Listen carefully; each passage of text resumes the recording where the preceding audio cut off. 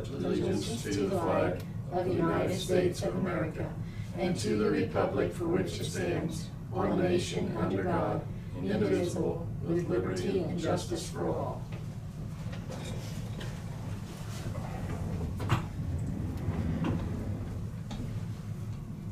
You hear us out there?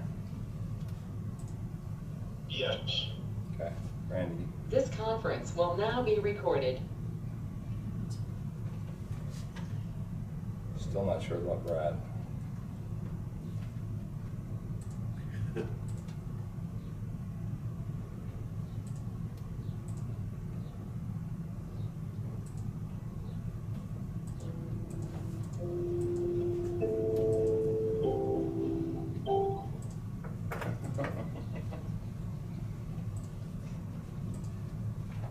All right. Do we have any public comments? No, no public comments. Okay.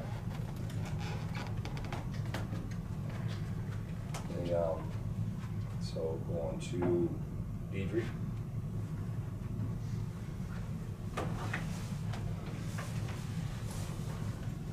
Good morning. Can you all A little bit, you're chopped out there at the last. Sometimes if you turn your head, I think maybe we could hear you when you said good morning, and then when you said, can you all hear me? It kind of faded out. Okay, is that, It's about It the was same. until you said the word better. I'm not sure then what's going, because I'm not turning my head. Yeah, we get the first two words you say and then it drops out. Yeah. Let me,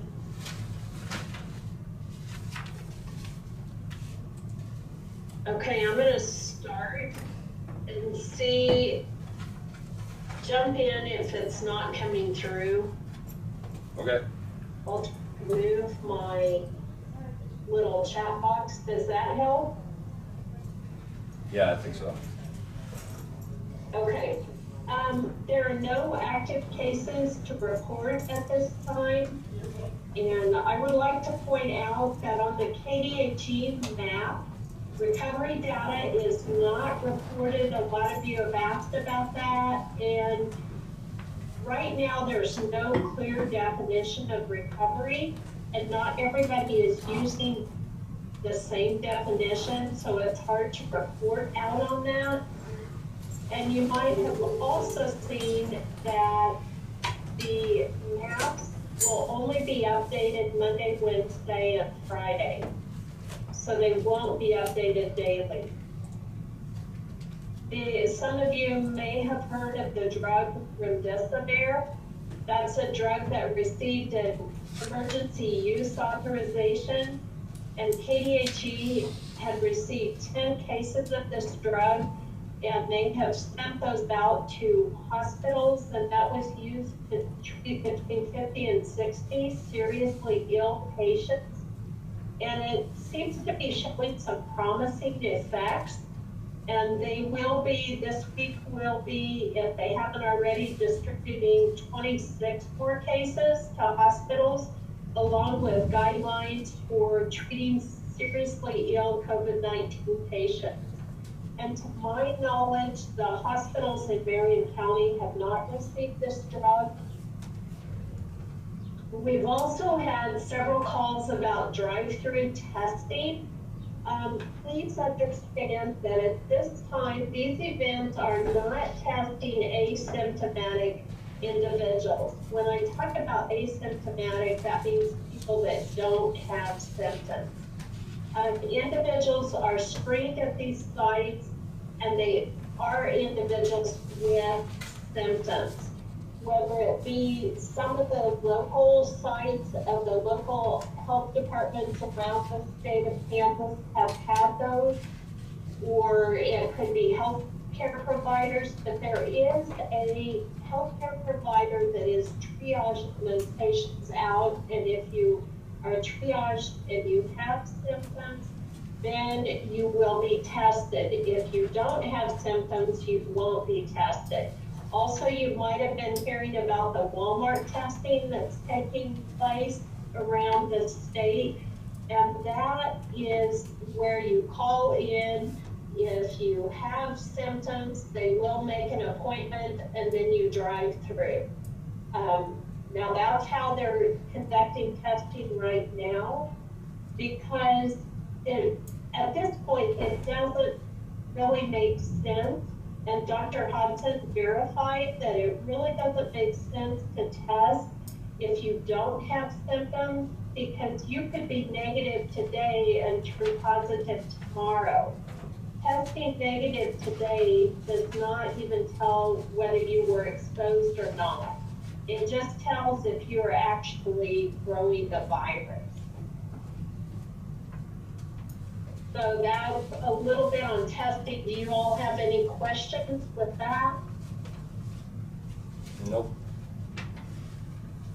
Okay, you've probably read the Governor's Order 2031, and this order lists businesses that are allowed to be open, and it kind of refers to phase 1.5, if you've seen that. And I feel like at this point, Marion County is in line to follow the governor's orders. So I have not issued any extra orders. I have issued some guidance, and I'll go over that in just a little bit. But the governor, this 1.5 phase that we are in, the governor is going to assess the situation of Kansas, and will be in this for 14 days. So we will not have the opportunity to move to phase 2 any sooner than June 1st. That does not mean we'll automatically move into phase 2 June 1st, but we have no way of, at this point, moving until June 1st. The order I issued for restaurants for May 4th through May 18th has expired, and I'm not planning to extend it. However, I did issue some guidance to restaurants, and I won't go over all of them, but it's been posted on the county website, it's been posted on the health department website, it's been sent to the city contacts that we have. So does anyone have questions on those? I don't think so. I think Randy's mic's Okay, on. okay. Yeah. Deidre, you've issued this guidance. What are we gonna do if somebody turns somebody in, whoever may be arrested in our county for not following your guidance? Are we gonna send the law out again? Are we gonna, what are we, what's our steps? This is not an order. It's just guidance. I just would like to say that the guidance are put in place for businesses to follow to the best of their ability. Should we have a positive case and we link it back to a facility, that could cause some problems and that could cause some clustering, and then those problems are brought upon. And even with the governor all around the state of Kansas, if other facilities don't follow the guidance, we see clusters, like businesses that are opening up. If they don't follow the guidance and we see clusters, we may not move into phase 2, and we may have to close those certain types of businesses. So it's kind of to the advantage to follow this guidance.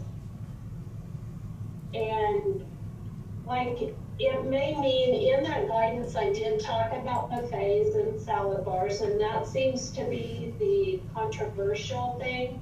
It's been brought to my knowledge, Dr. Hudson has said that some people are, as the buffets are opening, they're putting those plastic bag type gloves for each patron to put on before they serve themselves, and then they discard it at the end of the line.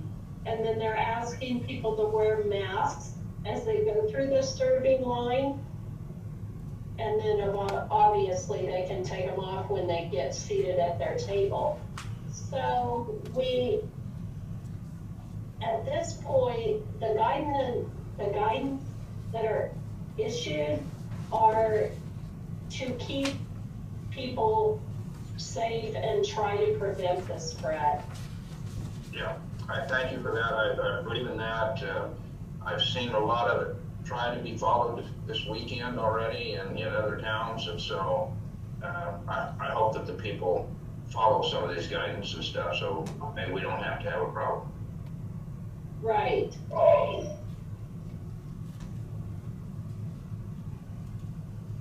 Okay, in phase 1.5, within the governor's executive order 2031, the businesses that can open are the restaurants with the guidances, childcare facilities, libraries, and personal service businesses, the fitness center and the health clubs. Now, all these, if you look in that 1.5, they can open under certain, if they take certain provisions.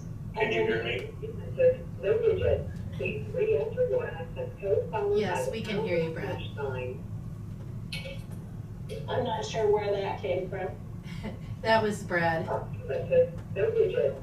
Yeah.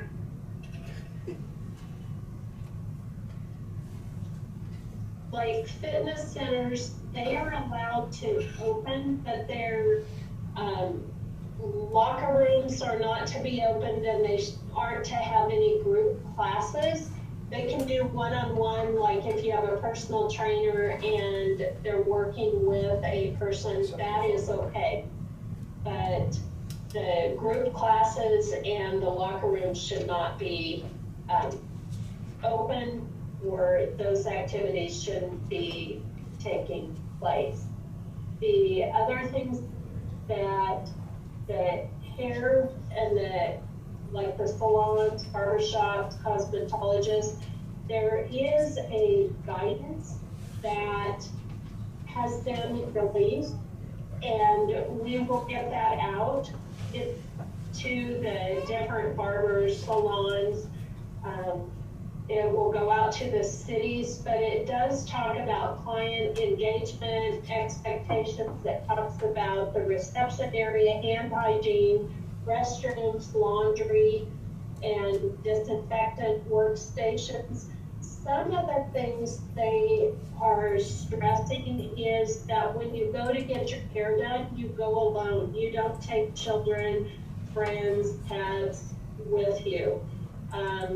Some places may be asking you to wash your hair before you come, because that just slows the traffic at the shampoo bowls. Some may not offer the blow drying service because that will reduce appointment time. Some facilities may ask clients to sign a waiver to acknowledge the potential risks of the exposure. What we are recommending, and Dr. Hudson agrees with this, is that the client and the hairdresser or the barber should be wearing masks when providing the service. Another thing to do could be to ask your client to wait in the car until they're ready for the confirm appointments 48 hours ahead to make sure that you're healthy and feeling well. Stagger appointments. So if you are getting your hair cut, don't be surprised if there's some new things that they're gonna ask you to do, and just have patience with them. But we are gathering right now a list, so if anybody has a list of all the barbers or salons in Marion County, that would be great if you could get them to the health department. We wanna get, excuse me, we wanna get all this information out to them.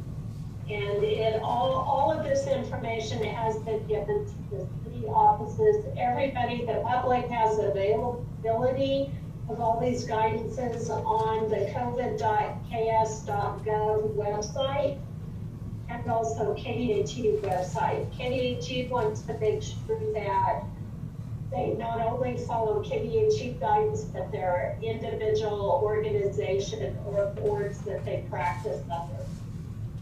You know, the activities and venues that are not to open in this phase are community centers, outdoor and indoor large entertainment venues with a capacity of 2,000 or more, fairs, festivals, carnivals, parades, and swimming pools other than backyards, organized sports facilities, tournaments, and practices, and summer camps. So those are not allowed to open. As you notice, the gathering number of 1.5 remains at 10. And it's real important that we continue to ask the public to stay at home when you're sick, practice social distancing, practice thorough hand washing with soap and water for 20 seconds. If you can't, use the hand sanitizers and wear a mask in public. If you're considered a high-risk individual, it's considered you should stay home for essential needs and always wear a mask when out in public. Keep in mind that one single intervention or action will not take your risk down to zero, but a combination of interventions can get you closer to zero. I can't stress enough that it's the responsibility of the individual to practice social distancing, the hand washing and wearing a mask, and whether you're an individual as an employer, employee, or just out in public. Any questions on that so far? Nope. Okay, I just have one more thing. I received a Blue Health Initiative COVID-19 response grant, and the requirements of this is that the maximum request was $5,000, one application per health department, and we must serve Blue Cross Blue Shield clients, and we have to have at least have had at least 5 cases within our county.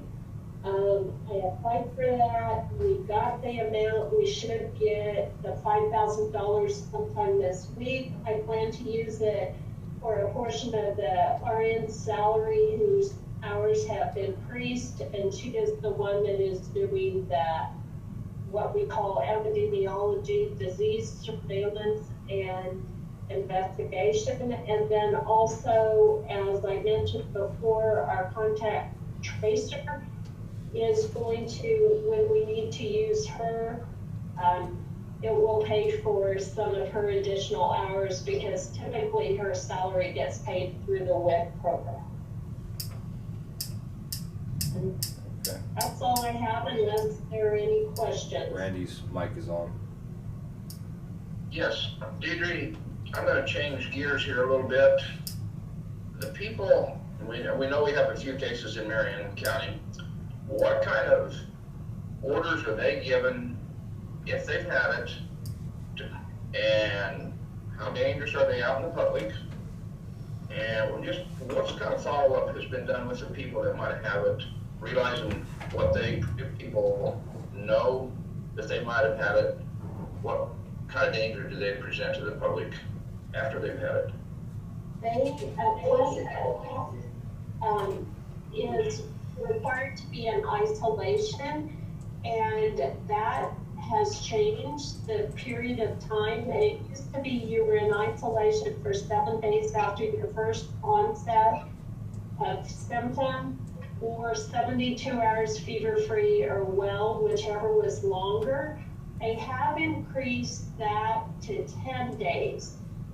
So that a positive patient would be in isolation for 10 days after the onset of their first symptom. They're fever-free for 72 hours or well, so whichever is longer. So that's where they are to be in isolation. The people who were exposed are in quarantine for 14 days after the last exposure.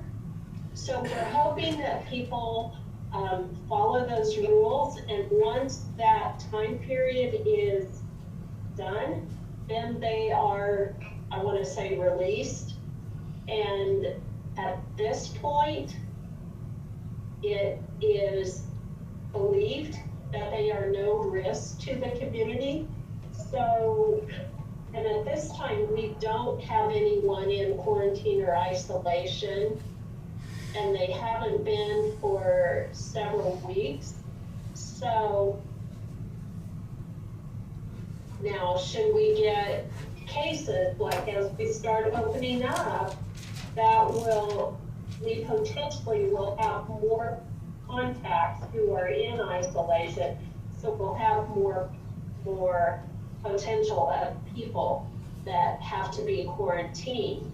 And we do, when we have someone in isolation or quarantine, we'll be issuing them the letter that I worked out with Brad, and it does order them to stay on their property. We can enforce that.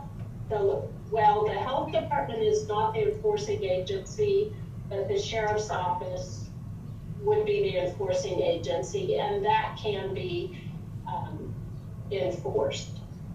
No, I think you've answered my question. I was looking at 30 days after maybe they had their last, even after 30 days after they're cleared, what kind of risk it was to the public.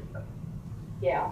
So currently, don't have risk, but we know it. Let's put it that way. Okay. Thank you. Okay, that's all I have.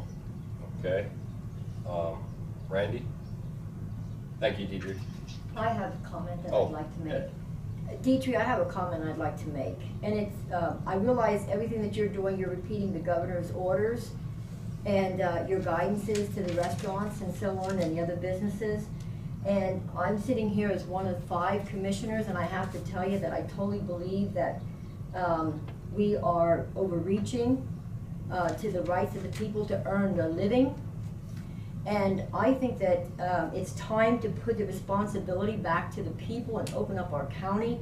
I know you can't really go against what the governor is saying, but of course I will let the governor know my opinion as well. But we are actually bringing our county to the knees of these people and infringing upon a lot of their rights. I think it's also a shame, and I would also ask my fellow commissioners, when we take away the rights of the people to earn a living, maybe we should not ask them to pay their county taxes. I think that that's a sad sin, to ask the county sitting there with their hands out to pay the taxes, and yet we take away their right to earn a living and feed their families, go back to work, act as normal, free Americans. And so I, for one, am all for, even though we have to go by the basic guidelines of the governor, but to put any extra restrictions or anything on it. And I have to also ask, I just heard you say that even people who have been affected after they've been in quarantine for their period of time, then they pose no risk to the community. So if they propose no risk to the community, and people who have never been affected certainly propose no risk to the community, what in the world are we hiding from? What are we afraid of? Why are we doing this? I mean, the whole thing is bizarre to me. And I understand, with a population of 11,980 some people, no known active cases. I just find the whole thing to be a total overreach. And then when we talk about enforcing with sheriffs and making people stay on their properties, that's a very scary thought, a very scary thought. And I really hate to see not only Marion County, but the state going down that road. And I don't think there's going to be a lot of people for long putting up with it, but that's just my comment. I just want the people to know where I stand. Thank you. Okay. Well, I'll just comment to what Diane said. I actually totally agree with Diane this time. How about that, Diane? How about that? I know we have to follow some of these guidelines, but and some of the folks are getting open today. I agree with that. There are still places that are closed, and at this point, I think there is no such thing as certain businesses that are essential. If you own a business, if you're an employee of a business that's still closed, that's essential to you. And I know that we have made our ideas, or we're going to make our ideas known to the governor of the state of Kansas, but I'm sure that there are other counties that are following suit that have had either very limited or no infected people. And what this is doing to our state, we don't even have a clue, probably for another year or two down the road until this all irons out. But as a commission, I know we can't do much, but we need to make our voices heard that this needs to end quickly. Thank you, Ken. I appreciate that. Those nice comments. Anybody else? All right. Randy? Frank? Good morning. A few things here. We did receive a $750 grant from the Peabody Community Foundation for PPE to be purchased for the Peabody Fire and Police Department. Tina, thank you for your help on that. I am making application for the Governor's Emergency Supplemental Funding Grant Program for additional supplies. There is a guidance out for the Memorial Day activities. I have visited with the American Legion and VFW commanders here in our county. We've discussed the guidelines, and the ones that are putting on events said that they can maintain that within the guidelines. For example, Hillsborough, which has a circle drive where they hold theirs, this year, with the help of I believe it was the Lutheran Church, they're going to do it as a drive-in. People will drive in, stay in their vehicles, and the Lutheran Church has a device where they can speak to them over your car radio, and they'll be able to actually see the speaker, see all the flags, see all the rifles as they shoot, and enjoy it other than being outside of their car. So they found a unique way to do their ceremony. Peabody's doing a very small one, Florence is doing one, and Lincolnville is doing one as well. And they all said that they can maintain the social distancing. So I was very happy to hear that. The guidance I sent to Cherry, put up on the webpage with all the other documents, so if anyone has any questions, it'll be there as well. We continue to order supplies and deliver those requested supplies for our first responders and our medical facilities. I don't know if, I didn't hear the first part, I don't know if Tina's already brought it up, but you should have also a disaster declaration in front of you. It is to renew the declaration that we currently have and to extend it for another 60 days. Thank you, Tina. To extend it for another 60 days. Without this declaration in place, we will not be able to order PPE or be eligible for Category B reimbursement. This is a typical procedure as disasters go for months and months. You continue to refresh your disaster declaration. If the commission want to vote on this and to continue it on, it'd be appreciated.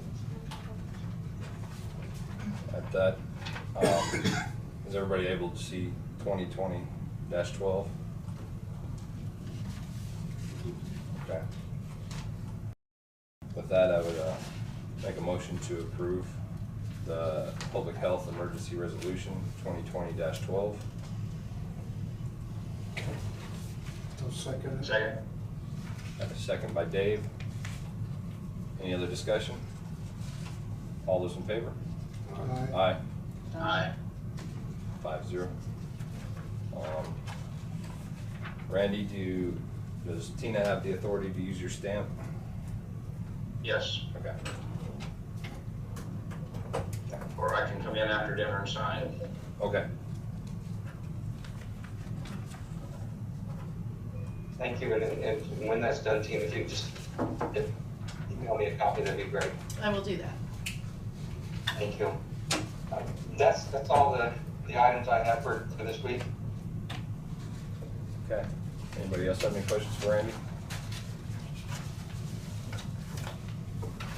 Randy, you okay? Alright. Yes. Thank you, Randy. All right, have a good day. Yep. Okay. And we got go to administrative business. We have a clerk's report, budget report. Yeah, that's all in your packet, just as informational items. Quarterly financials. We did have an error on our December quarterly financial that was published. We had one fund that we had a wrong number on, and so we have published a corrected one and then the current one for March.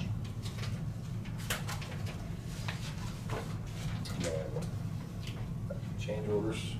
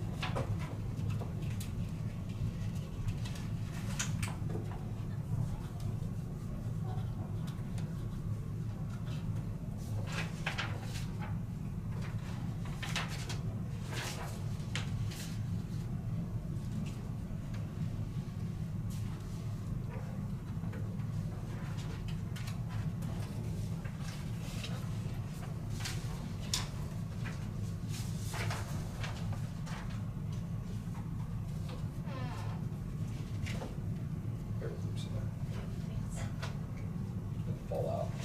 It'll be all right.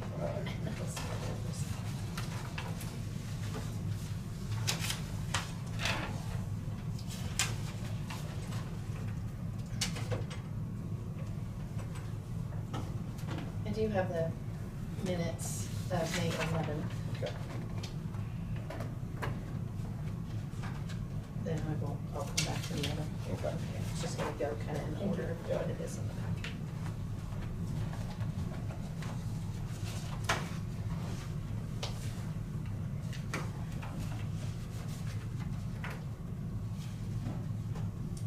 Everybody had a chance to review the minutes for May 11th. Any questions or concerns, corrections? If not, I'll make a motion to approve the minutes for May 11th. Got a second by Kent. Any other discussion? All those in favor? Aye. 5-0.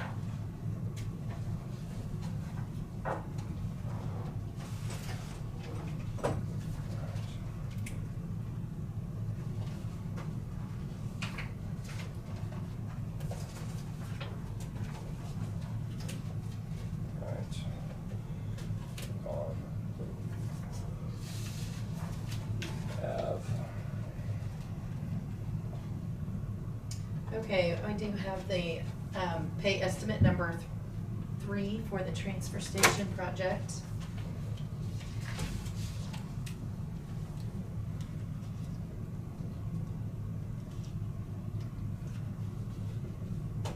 And that is,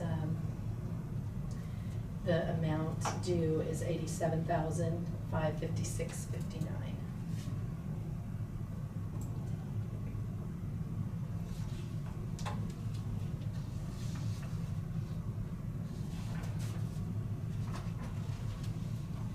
Everybody had a chance to review it. Any concerns or questions?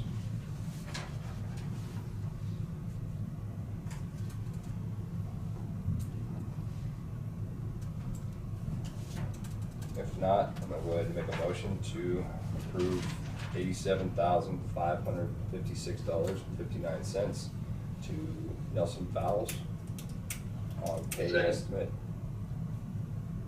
number 3. Got a second by Randy. Any other discussion? I'm not quite sure, we paid them that 26,000 for the soil removal. What was the additional 20,000? Additional 20,000 was the concrete footings, but that was in the previous pay estimate that we paid out, I believe, I thought.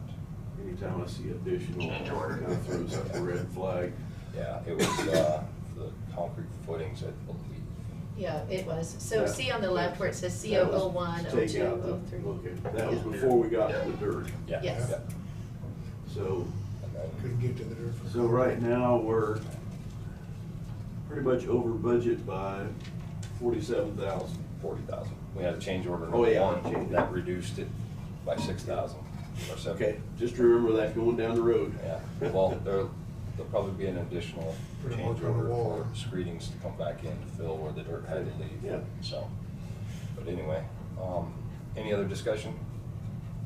All those in favor? Aye. Aye. 5-0.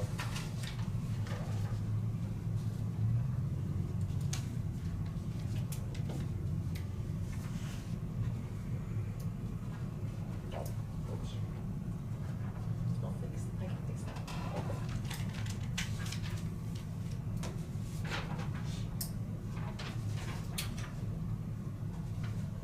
Alright, then we want to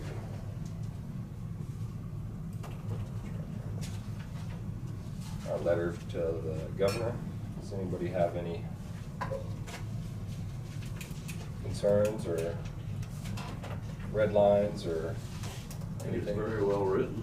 Yes, thought it was very well done. It is a very nice letter. I would have liked it to be a little stronger, but it is a very nice letter. No questions or concerns, I would go ahead and make a motion to approve the letter to the governor.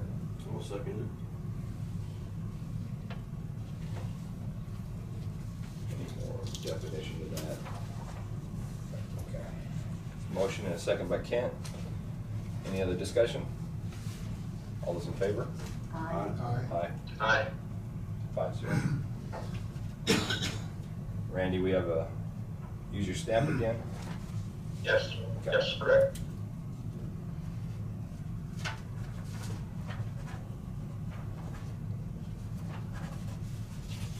Guess we could have added into that, please keep an open mind when visiting with the president on Wednesday.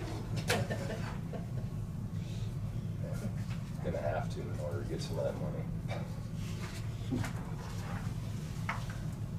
I do have one additional item for administrative business that came about, and then I didn't get it on the list. We have a cereal malt beverage license that has been applied for Last Chance Beat. And so we did receive back the majority of the information that we were waiting on.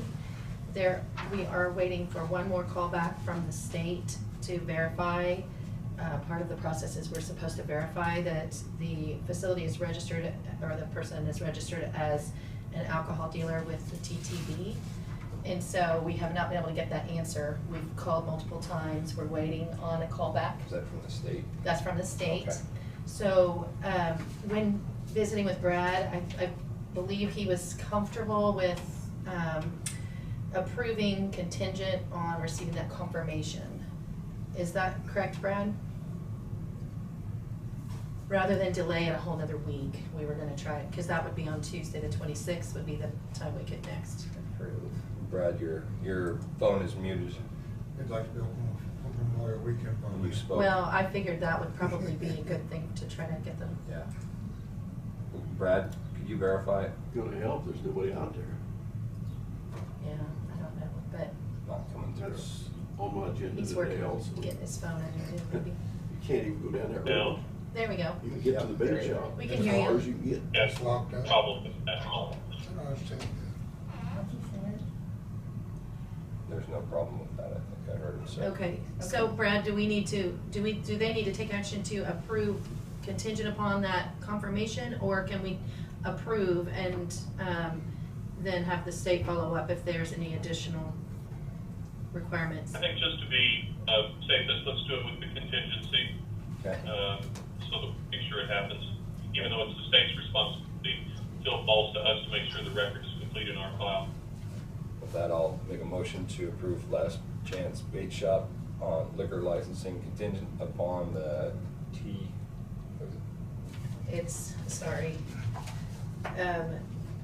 That they are a registered alcohol dealer with TTB.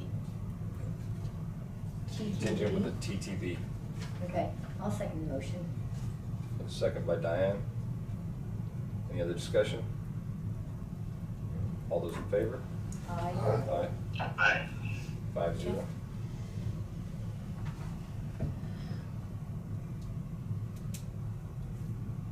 Okay, it's kind of a strange little certificate, but you're gonna sign over here. Yep.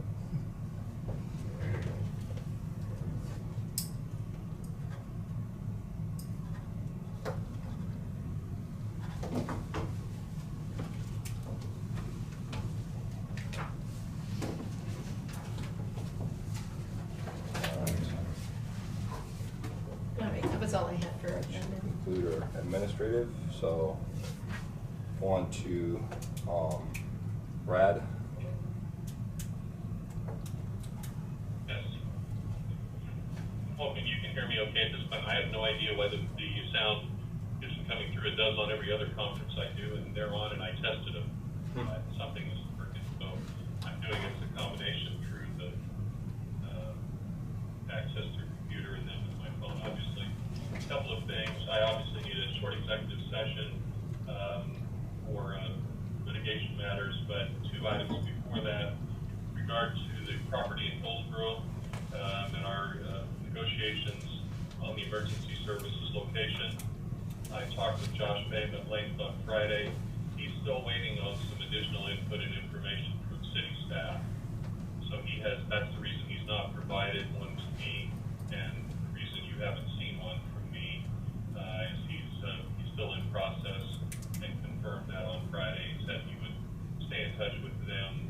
I think they're discussing things like height of that building, how they build on, some other elements that don't necessarily relate directly to us, might have some impact on the footprint of the building or how it would ultimately be useful in the future.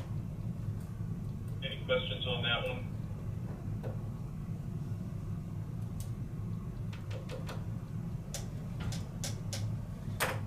No, nobody's got, okay.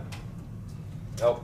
Go ahead. Hearing that, I also communicated with Jeff Heimer regarding Diamond Vista. We will continue to do so this week, hopefully have some indication of their stance at the next meeting, if at all possible. So that's progressing. And the other element I have then is the executive session.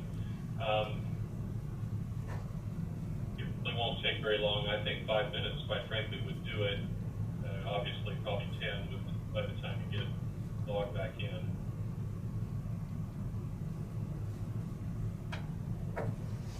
Randy had his mic. Yeah, I'll phone in or somebody's phone instead of going through video if that's the way we want to go. Must be. Whatever.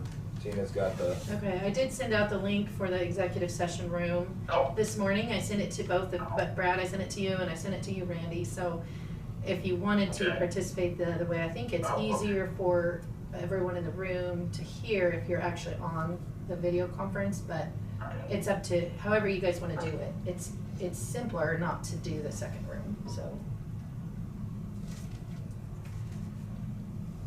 I'll leave it up to Randy and Brad, but I'm gonna go ahead and make a motion to recess into executive session in order to discuss item number 2, consultation with attorney, current litigation with the board, Brad, for 10 minutes or longer. Brad? That should be ample. Okay. To resume back at 10 o'clock and allow the 5 minutes for in and out of meetings pursuant to KSA 75-4319B. You want me to call Randy, or want Randy to go to the computer? Okay, so- Second, though. I'll second. Okay. Dave got a second. Any other discussion? If you want me to call Randy, or do you want him to, or what's Randy want to do? I think that's fine. Randy, is it better if somebody just calls you? Yeah, but if we want to try the meeting, I mean, you just gotta click out everything and get back to your email and click to new one, correct? Right, correct. And it would be a different phone access number for Brad. But it may fix Brad's Okay. connection too. Right. Okay. Mr. Chairman, should we try it? Yep. Hearing Okay, no let's other- try it, go into the meeting. And if it all fails, then we'll phone in. Sounds good. All right. So all those in favor? Aye. Aye. Okay, so for anyone on the public that's on the call, we will be back at 10 o'clock. We are going into an executive session.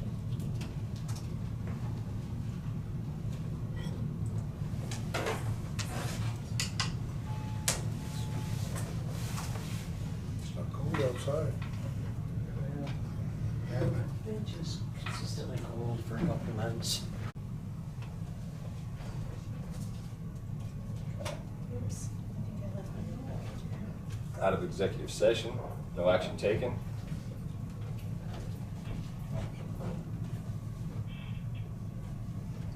My camera here.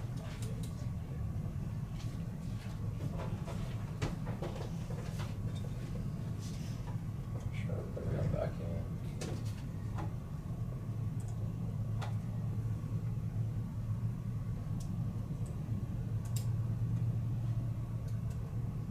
There's Randy. I just had to get my.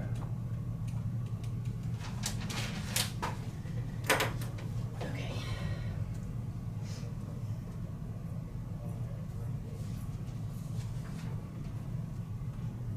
Mr. Chairman, Yes, sir, Randy. I'd make a motion to allow the planning zoning to use and Brad to use Pat Hughes attorney firm for continued information.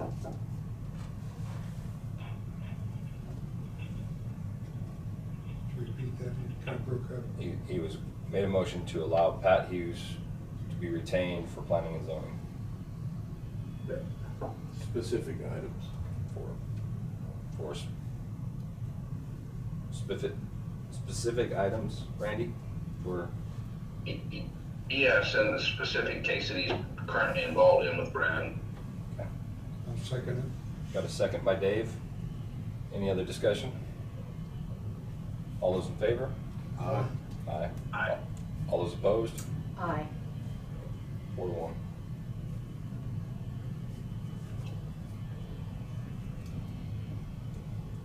Okay. Alrighty, so moving on, I don't see Brad back on here. I'm actually on, but I got on Okay. my phone. Did you need any additional time for any other items? I know Commissioner Novak mentioned a question, so that's the only other thing I anticipate if there is something. Yeah, Like- I just want to ask, Brad, can you just tell me, and I don't know, it is, and this question was proposed to me, do our fire districts, the way that they're set up, do they have the ability to go and apply for a 501c3 or even be a part of a 501c3? Is that even an option for them? And the reason the question was brought up because there are, several grants and opportunities and things like that for those districts, and I'm just wondering if that's even a path that they can take. I believe it is. They're created statutorily, and I could look at that to be absolutely sure, but because of their independent standing and the fact that they function in a number of ways autonomously of the county itself, I'm not sure our umbrella necessarily always covers them. I had that same question on a volunteer fire department in a city setting, but there it's associated directly with and answers to the city. Here, they acquire property, as we've discussed before, and do a number of things because of their ability to generate revenue through taxation that we don't control. So with that in mind, I would think a reasonable chance for them to be able to create that type of entity they needed. So. Okay, thank you for answering that. Sure. That was my question. Is there a need to put something on the agenda? Not that I know of. Okay. Other than Sharon. Okay. To have planning and zoning on with Sharon and Brad next week.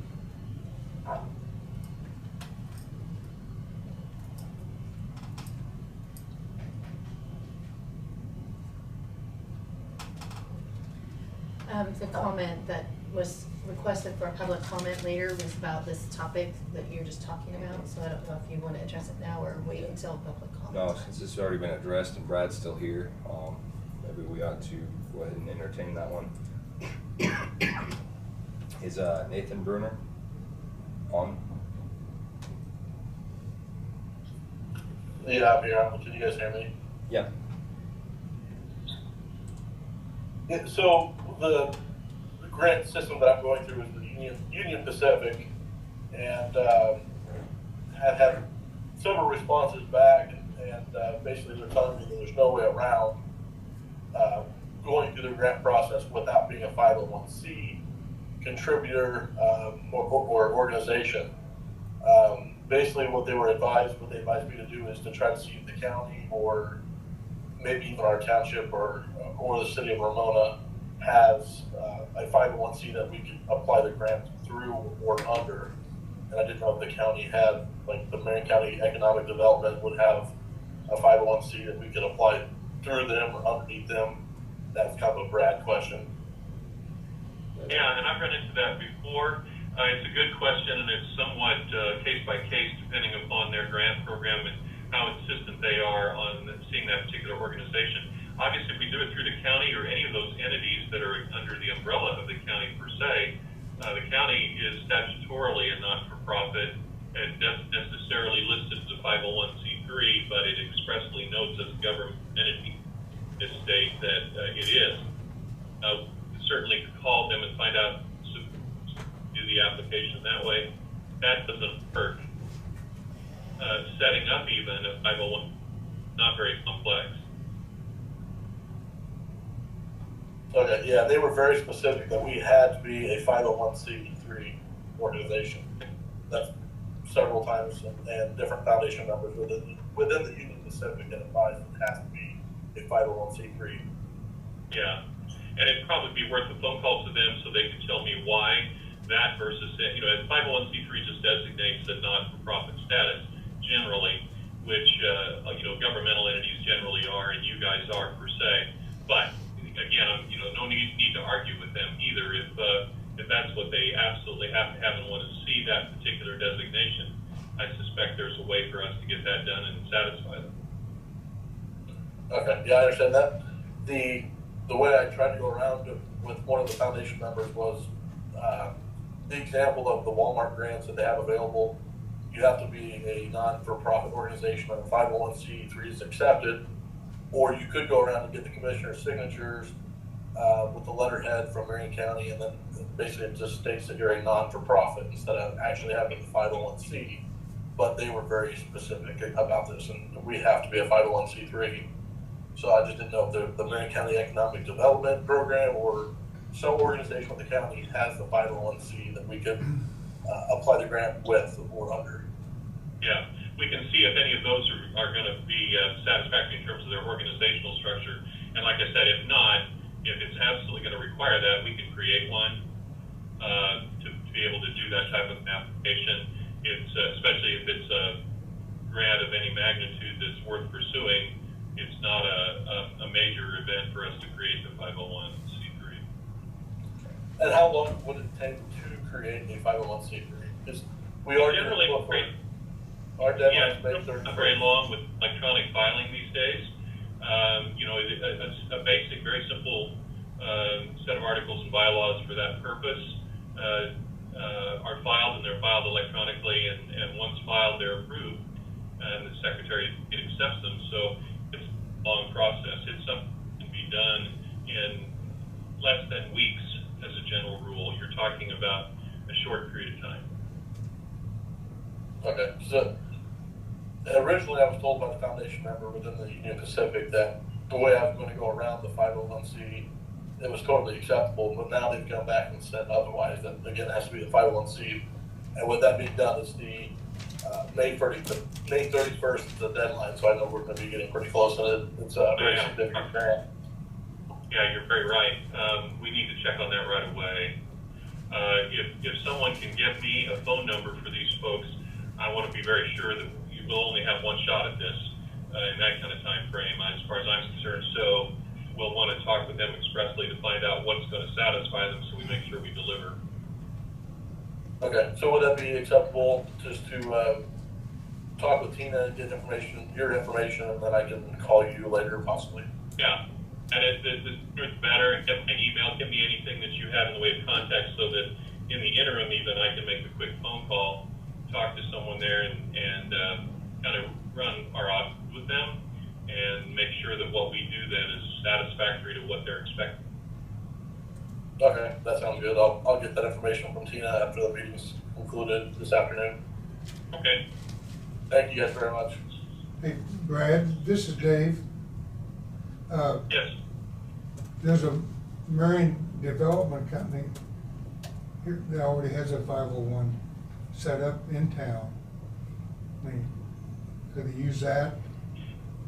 Funnel the And I don't know, that's part of the phone call, because it depends on how associated they need to be with either an entity in the county or the county itself, or whether it's a county entity, you know, versus like Marion's is for the city, as I recall. Yes. And they're going to expressly note that in their organizing documents. So we just have to see if that's satisfactory to them, and if so, how those monies then would be awarded and passed through. And so it sounds probably more complicated than it is, because I think we talk to them and find out. I can give them the statutory authority for our not-for-profit status as a governmental entity, and then if that isn't enough, then find out exactly what their minimum threshold is and make sure we can achieve it.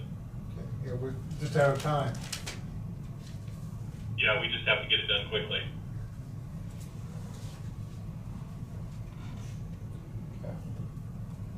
All right. With that, I'll move it on to Road and Bridge. Bryce? Yeah, I'm here. All right. Pretty simple today. Got a utility permit for Blue Stem Telephone. I recommend for approval.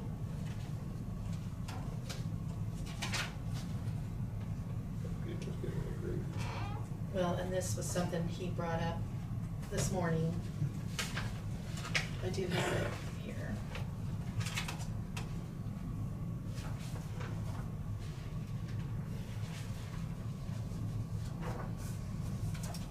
Okay. So we have permit permit number 2020-09 to replace 100 feet of 12 paired 24 gauge copper cable along the west right-of-way line of Blue Stem Road. Cable is damaged in creek bottom. To be directional board encased in an 1.25 inch HDPE poly pipe. So I would make a motion to approve permit number 2020-09 for Blue Stem Telephone in order to do communication repairs. Second. Got a second by Kent. Any other discussion? All those in favor? Aye. Aye. 5-0.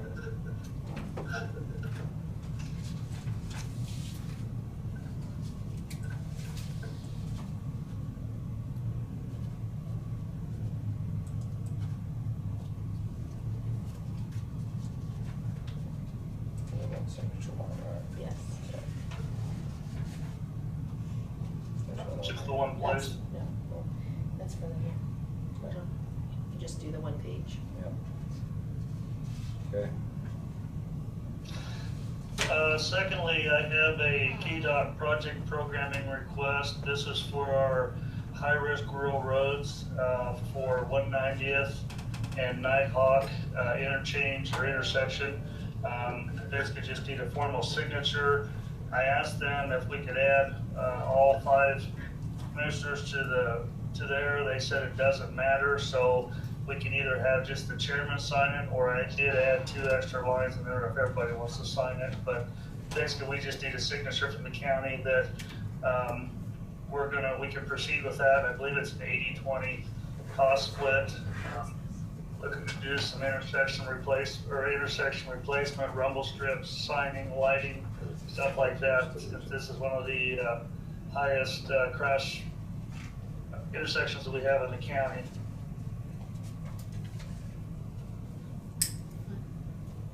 The first one, so I don't know what that was. That's always. What location, Bryce? 190th and Nighthawk. Okay. The Okay, county. Yep. This somewhat ties into the reconstruction there, but this is a separate project just dealing with the intersection. Correct.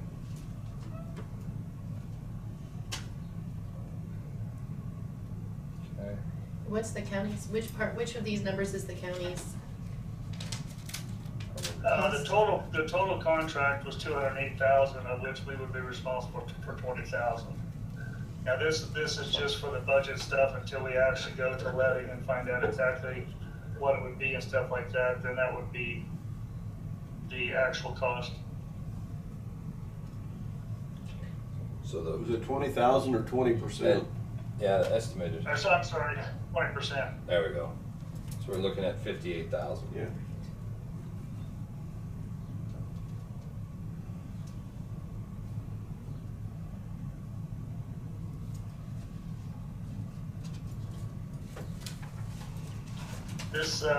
This project actually came out of the state survey of low risk, or excuse me, High risk. local road safety program. They came back and basically looked at all the intersections that we had in the county, checked on crash ratings and stuff like that. This one was all, but more was vehicle to vehicle and stuff to that effect, or sliding to a stop in the ditch, whatever else. A lot of the other roads we have were more animal impacts and stuff like that, which as of right now, they really haven't come up with a way to try to prevent that or mitigate that. But this was actually a spin-off of that state survey, basically recommending this for improvements.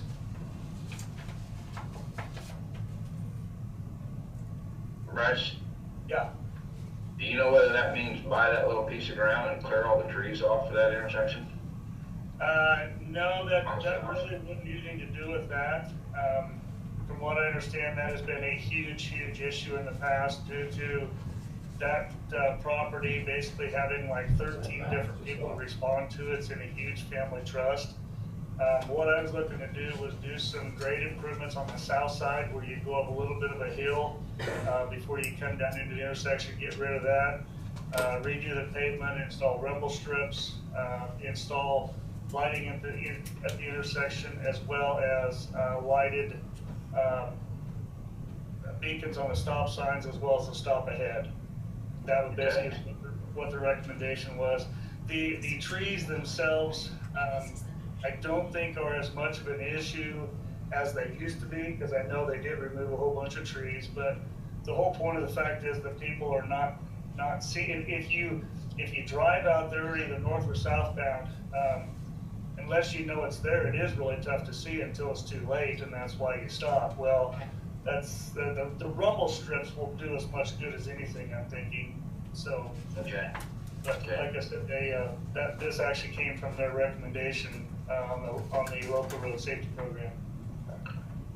While we're talking about Nighthawk, I informed Bryce that I had a local contractor in our county that is very well acquainted with Andale construction out of Andale and road injection and stuff, and so I'm trying to got to get back to the contractor here who's a local to let him talk to these people and get a meeting with Bryce.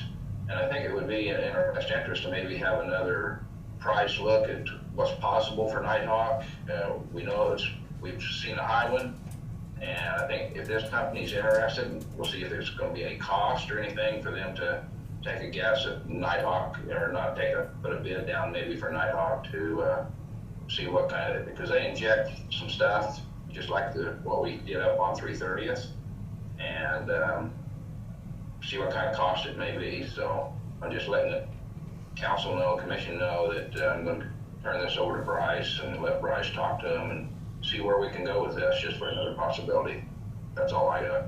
Isn't that same company, Randy, that did 330th? I mean Bergkamp's, but didn't that liquid come out of Andale?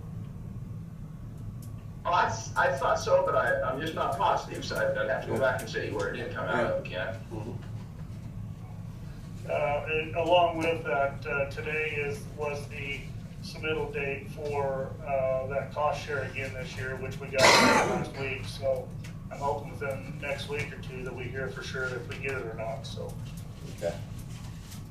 Like I said, this one here, just we have to have this program request signed so we can start the process through KDOT to establish all of our criteria and stuff. So.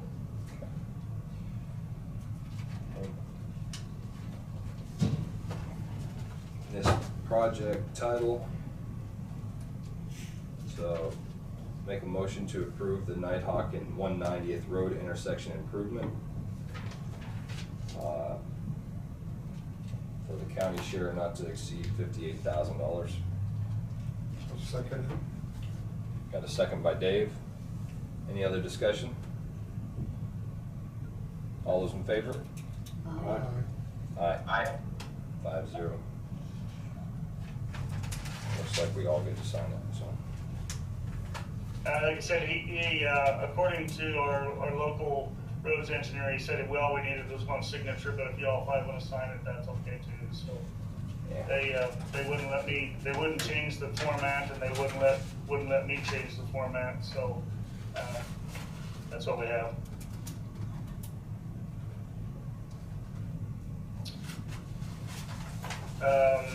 Last week, KDOT announced some new programs under their IKE program. It's the new state-funded program. The only projects that they really announced close to us was down on Highway 50 west of Peabody. The request was to extend the passing lanes to make them longer. They're also doing the stretch over on just out of Walton too. Nothing specifically for us or any county projects yet, but that's something they're looking at when they go from here. But these are system enhancement projects they come up with. That was just an FYI. I also submitted a thing in the paper to start the qualification-based system for selection of a consultant to do the 290th and Nighthawk culvert. So following the KDOT's process on how we need to go about selecting that. And then finally, we turned in our federal reimbursement today for $121,863.54. Supplied all the invoice and everything else to submit that in, so once that's turned around, we can get that money from KDOT. So. Is that the federal Other than exchange, that, Bryce? Is that yes. okay? The federal reimbursement. That was signed off, I believe, by Jonah on, back in February, something like that, so.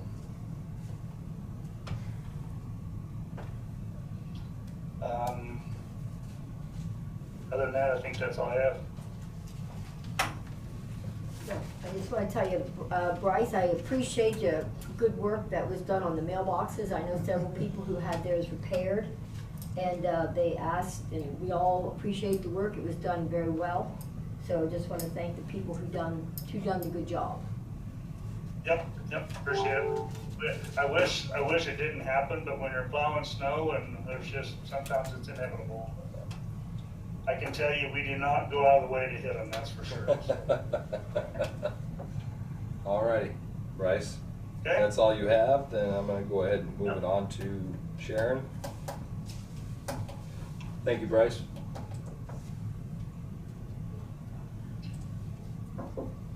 Hi, this is Sharon. Hi, Sharon. Can you hear me okay? Yep. Okay. This is an issue that So we tabled on East Shore. Yes. And I went out, I've looked at it a couple times, and then I actually went back out last night and checked it again just to look at it, see how it laid out. Got leaves on the tree. Yeah. But I've seen it multiple times.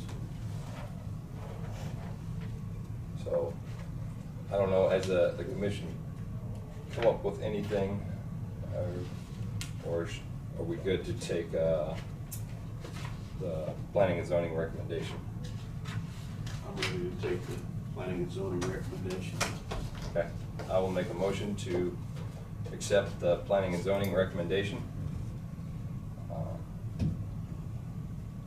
second it. On the Shuthaller Drive and, yeah, Schlotthauer Drive and, or what is that address? 2160 Schlotthauer Road. Got a second by Dave still? Yes. Okay. Any other discussion? All those in favor? Aye. Aye. Aye. 5-0.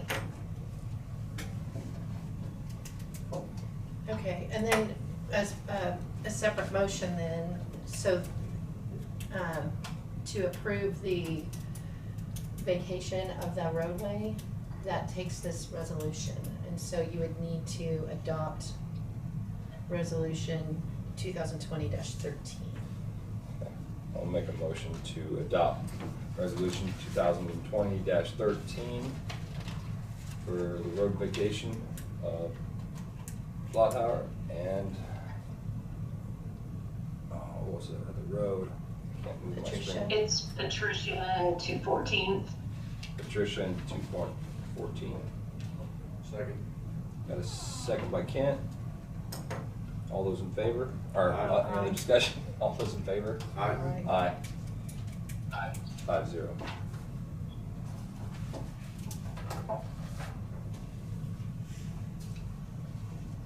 I guess I just need to Okay. send a second page. So. Is there anything else, Sharon, that we needed to bring up while we got you? I do not have any other, I don't have any other business at this time. Okay. Very good. And we'll move it on. Okay, thank to- you. Thank you, Sharon. Moving on to Randy. Uh-huh. Call it. Yes, good morning. I hope you can hear me. Yes. Yes.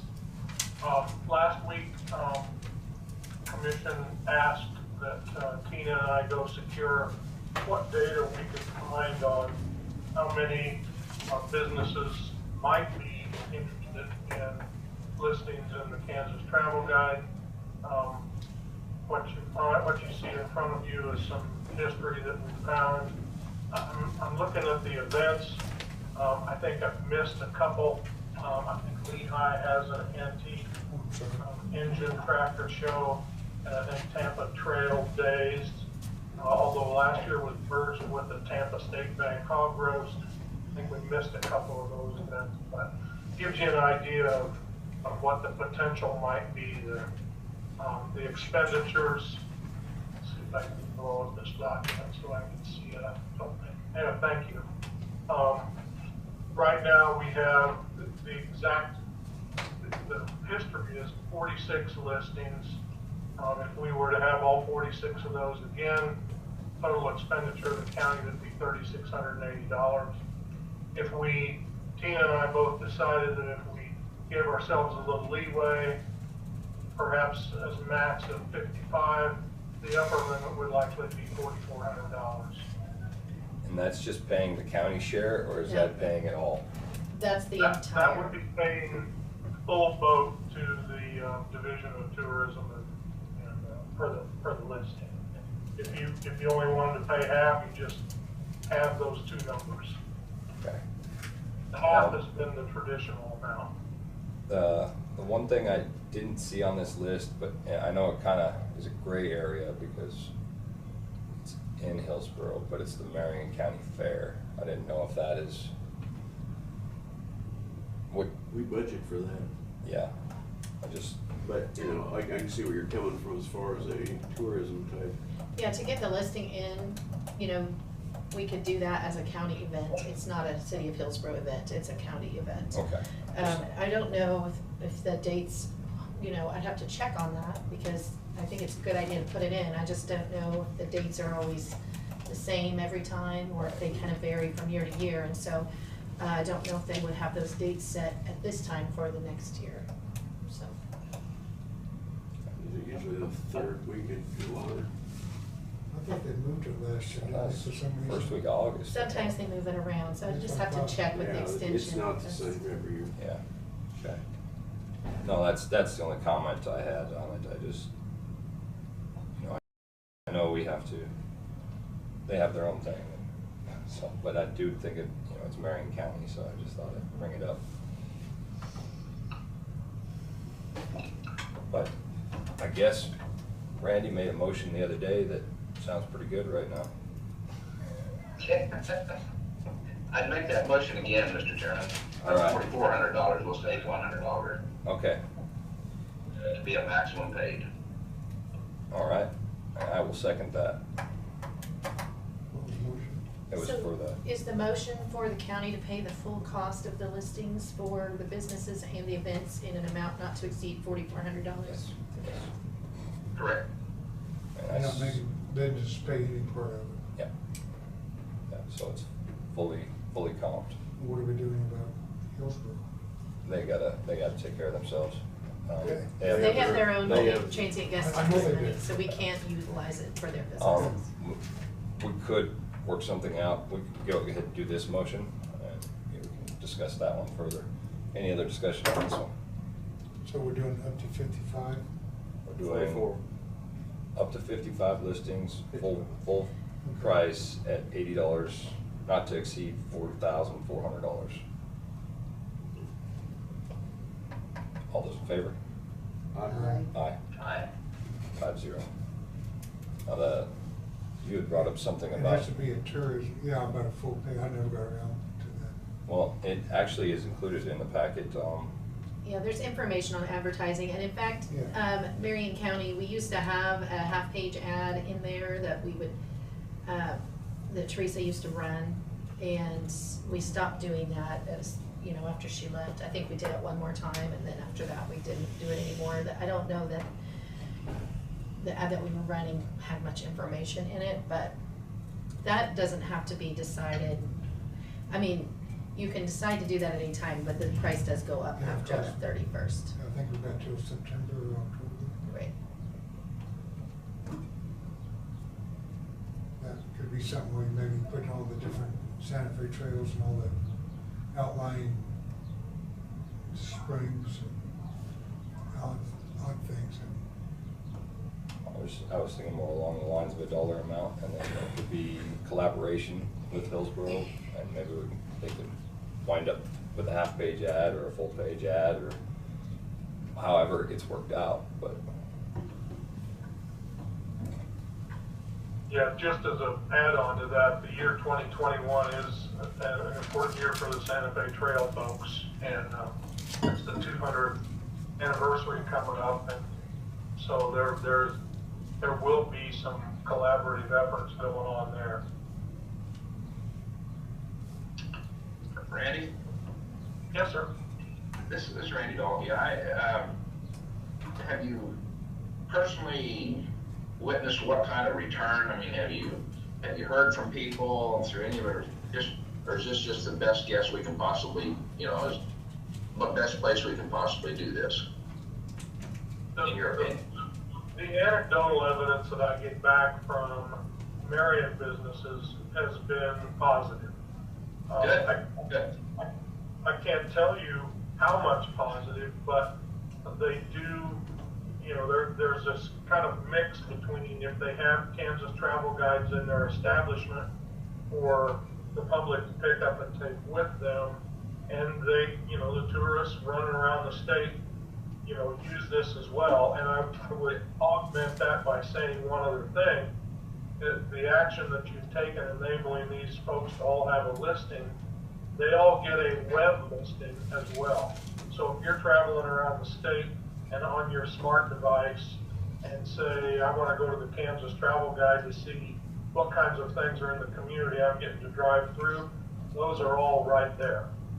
So it is a good add-on, and I could probably get some more detailed information from the folks at tourism, but the anecdotal stories are positive. Good, thank you. Yeah, I think it's good that we help promote, especially in this climate of uncertainty, or you should call this. We need to do everything we can to help everybody.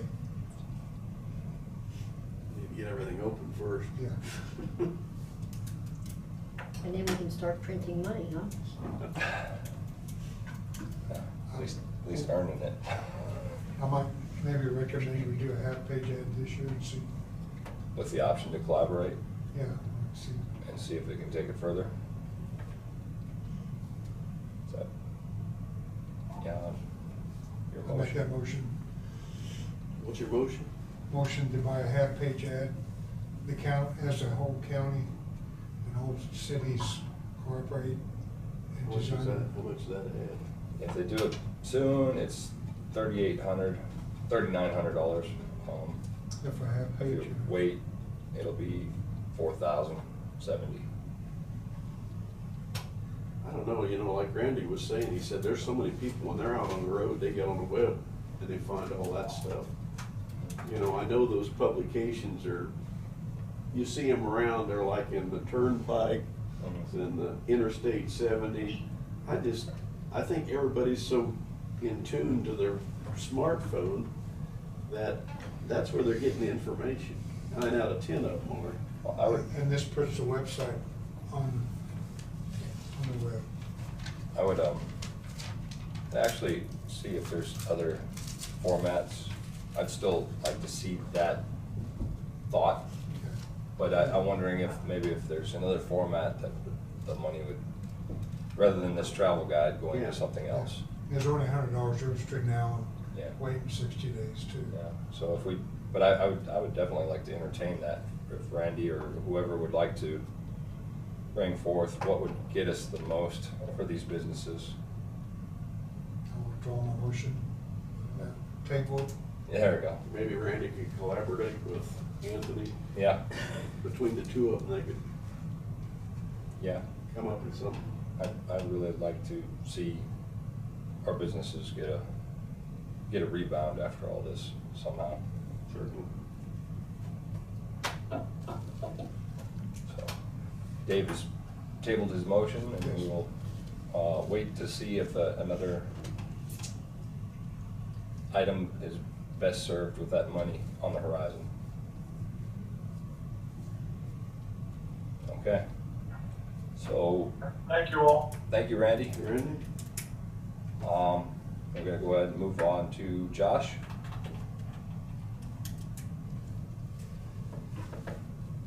Yeah, I'm here.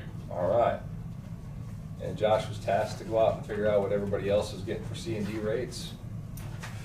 And it's all over the place. They're everywhere. What are we getting right now? Refresh my 40. memory. We're 40, aren't we? $40. 40. 40? Our grade's $40 a ton. Okay, thank you. So if we raise it, everybody will take it to Harvey County. Yeah. I was just looking at population base and what numbers he got and how close they are to accessible interstates, and there's a lot that plays into everybody's rates. So, The counties that take a whole lot more in C&D probably have a lower rate, which you would expect. yeah, or they, Depends on how far you have to haul, too. yeah, they have a closer landfill or something. Did you ask Butler County, Josh? Butler County is, and I know what we pay, about $38 a ton. For C&D? Well, for just hauling whatever we have. But I went with transfer stations. Okay. Just to kind of keep it a Counties little. that have transfers. Okay. Yeah, and all these counties have transfer stations. Okay, good comparison. So our C&D is going to Butler County also? Yes, sir. So we're. Yeah, it mixes into the trash. So we're basically covering our cost at $40. Yeah. Yeah, not even. Probably not even quite. This week with fuel costs, but Yeah. a year ago it was. Yeah. How long we been at $40? Anybody know? It's been a while. Quite a while. Yes, quite a while. I've been with the county for 10 years, and it's always been $40 since I've been Oh, here. okay. Yeah, I don't know. I see the value in the floor charge also, because there's some of those guys that could offload themselves, and they come in there and the guys get out there, they're using our equipment, our floor. I don't know. Maybe we ought to be more in tune with what Riley County's doing. Yeah, I don't know, but What does that's, it entail the raise price? say what? Do we have to wait 30, 60 days, or can we raise the price now? Yeah, I don't know. Does it have to go out for a publication? I don't think so. Okay. I can double check. See. That's a good question. I mean, But all of those kind of rates, now your solid waste assessment fee is set by resolution, Right. Yeah. but on those other rates, I'd have to just double check to see what's involved in changing them. I don't think it's complicated. My reasoning was there's a lot of these roofers have got quotes out Yeah. for houses around there, and, it's gonna be another 60 Yeah. to 90 days before they get all done. yeah. So they raised the rate on them in the middle. Do we charge a minimum $40 even if you brought in 200 pounds of C&D? Yeah, most of the time we don't charge until it's over 300 pounds, and if I Okay. remember, I think that's set by the state. Okay. There's a minimum of 300 pounds, then anything over. You say that's set by the state? I think I've heard that before from some others, but we've always just went anything 300 pounds or over we charge. Okay. Well, we gotta cover Again, it. I would like to, Yeah, Randy. I'd like to say that once the building is built and charges is costs, you're looking at overages and things that we're gonna go up in, and just our operational cost is something that we need to keep addressing. And it's nice for a lot of locals to under 300 pounds that they run through with a little bit of stuff and never get charged. But somewhere or someday, I think we have to do something different for the future. Well, the difference between 40 and 60, I mean, honestly, there's a lot that never makes it to the transfer station, you know, so. Yeah, yes. So I don't know. I would be in favor of raising it. How much, I don't know, I'd leave that up to. Well, we're not gonna fund, but we're not gonna be able to fund much, some. You know, if we go up $10 a ton, we're covering our cost and maybe have a little bit. But we gotta at least cover our cost. We're not doing that with recycling now. It's been 10 years, I would. That's the key. Are we covering our costs at 50? And we're dumping at 40. You still got a transportation cost. Right. Yeah. You know, it's probably closer to 50 break even than you'd think. Yeah, I'd almost think it's closer to 60, but I'm okay with whatever the board wants to do.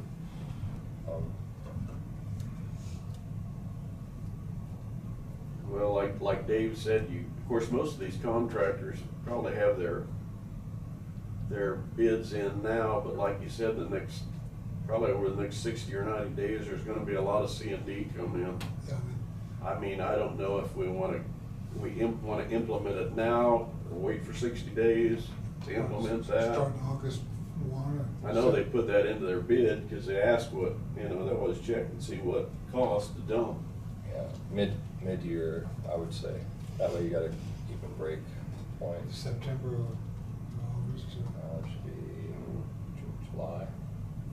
Yeah, I don't know.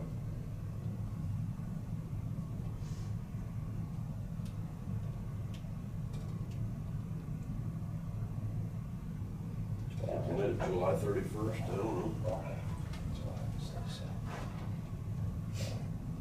July 1 would be on the biannual point, right? All these projects. I'd say August 1st would be a good time to implement it. Okay.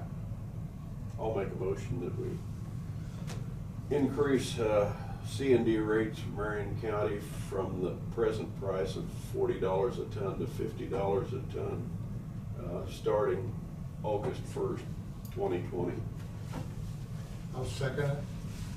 Got a motion by Kent, second by Dave. Any other discussion?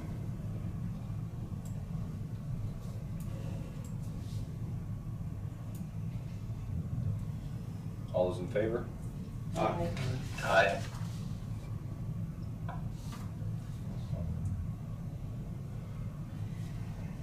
Also, last week, you had the noxious weed eradication progress report in your packets. I didn't realize that needed a signature, so that needs an approval and a signature from last week. You approved the annual plan, but you did not approve the progress report. Okay. So noxious weed progress report. What do we got for the year 2019? Yeah, this is last year's, just showing how much acreage has been sprayed, and how much like 2,4-D has been sold per acre. So it's another one for the state they want to. Right. Total acreage is just under 90,000. 89,388 acres. noxious weed. Yeah. So, with that, I guess I would, I guess we all just have to sign it, so I'll pass it around and sign it. Well, we approved it. Yeah, well, we approved the master plan. This is just the report card. Yep.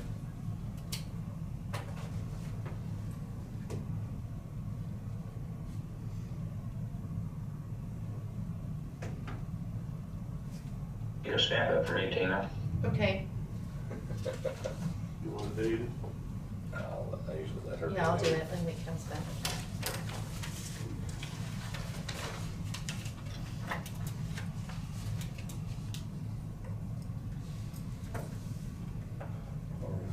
Is that the only thing we had left for Josh?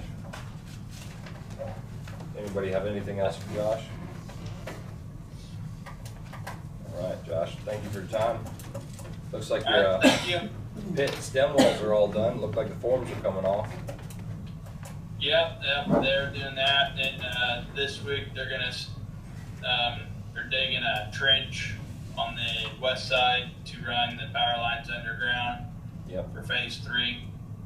So we'll kind of be in a mess down there for a week. So Yeah, I'll be bringing some screenings pretty soon too. So yeah. that's good. That pit was dry Saturday morning, I had all the water pumped out, That's so good. it does drain. All right. We'll only get rain during the weekend. All right. Well, gonna have to move on. Thanks, Josh. Yep. Thank you. So we got Tina. Okay, well, I just wanted to give you all a little updates Yeah. on some election information. So on the table, I gave you all the 2020 offices that are up for election. And there will also be some city offices in certain cities. It should just be a single sheet under your agenda. So there are 3 cities that also will have positions on the ballot in November. If they have too many people file, then they would be on the primary in August. But generally, it's not very common for us to have a city primary in Marion County. It has happened, just not very often. So that's just for your information. And I just kind of want to let you know, and also the public, that, you know, we're preparing for the worst because we don't know where we're gonna be with what we can accommodate and what we can't. But we're hoping for the best on our elections. So just a few points. I am expecting a little, probably a lot higher number of people to request advance ballots by mail for this election. We were to the point where I was going to need to reorder our envelopes, and so during this time I've been working with the printer to do a redesign of our envelopes so that when people fill out their information on the back of the envelope and sign it, then they can have a security flap that covers their personal information before it comes to us. And I think that will help people to feel more comfortable with that process. So I'm in the midst of that redesign. The state doesn't have a standard envelope? They have standard language that you use, but not a standard envelope. That's up to, however we design it, is up to the counties to a certain degree. I think they would have a standard. Well, Be cheaper. not all counties have the same type of equipment, the same size ballots, the Okay. same, Oh. so they have the statutory requirements and the language that the state Okay. provides, but as far as the Everybody's got specific. different systems. Yes. We have received our Dropbox, and we'll be, after discussing it with Mike, I think we are gonna go for a drive-up option. We have seen a lot of people utilizing the treasurer's Dropbox, and they're driving into the handicap parking over here to do that. And so when we get our drive-up ballot Dropbox installed, we will potentially move that treasurer's Dropbox also, so that people can just drive through. They're not having to find a parking place or block traffic or park in somewhere they're not supposed to be parking to utilize that. We did get information from the Secretary of State's office. We will be receiving funds not to exceed $11,833.99 for Marion County that we can utilize to reimburse expenses such as postage for advance ballots, an advance ballot mailer, so I can send an application to everyone in the county, letting them know they have the option to vote that way if they don't want to go to the polling place. There's certain items that are specifically allowed to be reimbursed, and so I'm going to do my best to obtain all the reimbursements that we can get to cover our expenses for this. They are also, the Secretary of State's office is also going to be providing every county with a limited supply of personal and protective equipment to be utilized at the polling places. And just letting everyone know, we will have poll sites open and we will have specific precautions that we will have to be taking. And then we will offer early voting. So we will continue to offer all the same methods that we have in the past. We are just gearing up to be able to facilitate more people to be able to vote from a remote location if that's their choice.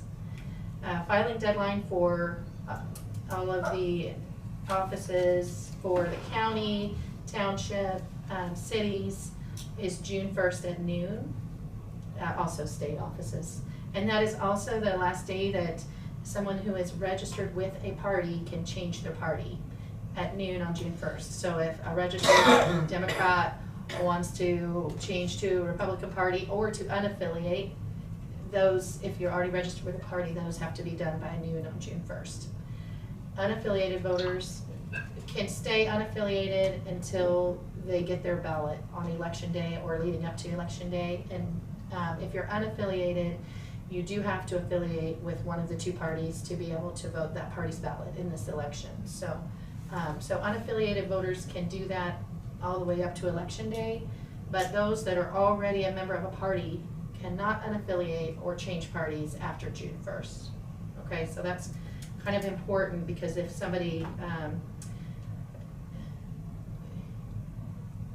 I just wouldn't want anyone to miss that deadline if it's something that they're intending to do, so. Deadline to register to vote for the primary is July 14th. The primary election is on August 4th. The general is November 3rd. And I already gave you the offices up for election. As of right now, as of this morning, we have processed, we have received and entered 19 requests for advance ballots for the primary and 25 for the general so far. And I would expect that we'll get a lot more, and that's not including those that are eligible for permanent advance voting, which would be primarily sick, disabled folks that are or in nursing homes, etc., that sign up to vote and receive a ballot for every election. So anyway, just kind of wanted to give you an update about all of that. We're gonna have to. Is unaffiliated deadline the first two to file? No. If you're unaffiliated and you're running for office, the deadline is noon on August, it's the day before the primary, so it'd be noon on August 3rd. Okay. And the only way that you can file is by petition. So you pay the state filing fee of $50, and then those individuals have to file by petition, and that is a percentage of the registered voters for all parties in that district. So it would be 4% of all voters, whereas if you're registered with a party, your filing deadline is June 1st at noon, and you can file by petition, but you have to do a percentage of just those in your party. So to file as an unaffiliated candidate, the number of signatures is higher that you need. 4%. Right. Yes, I believe it's 4%. 3% if you're affiliated.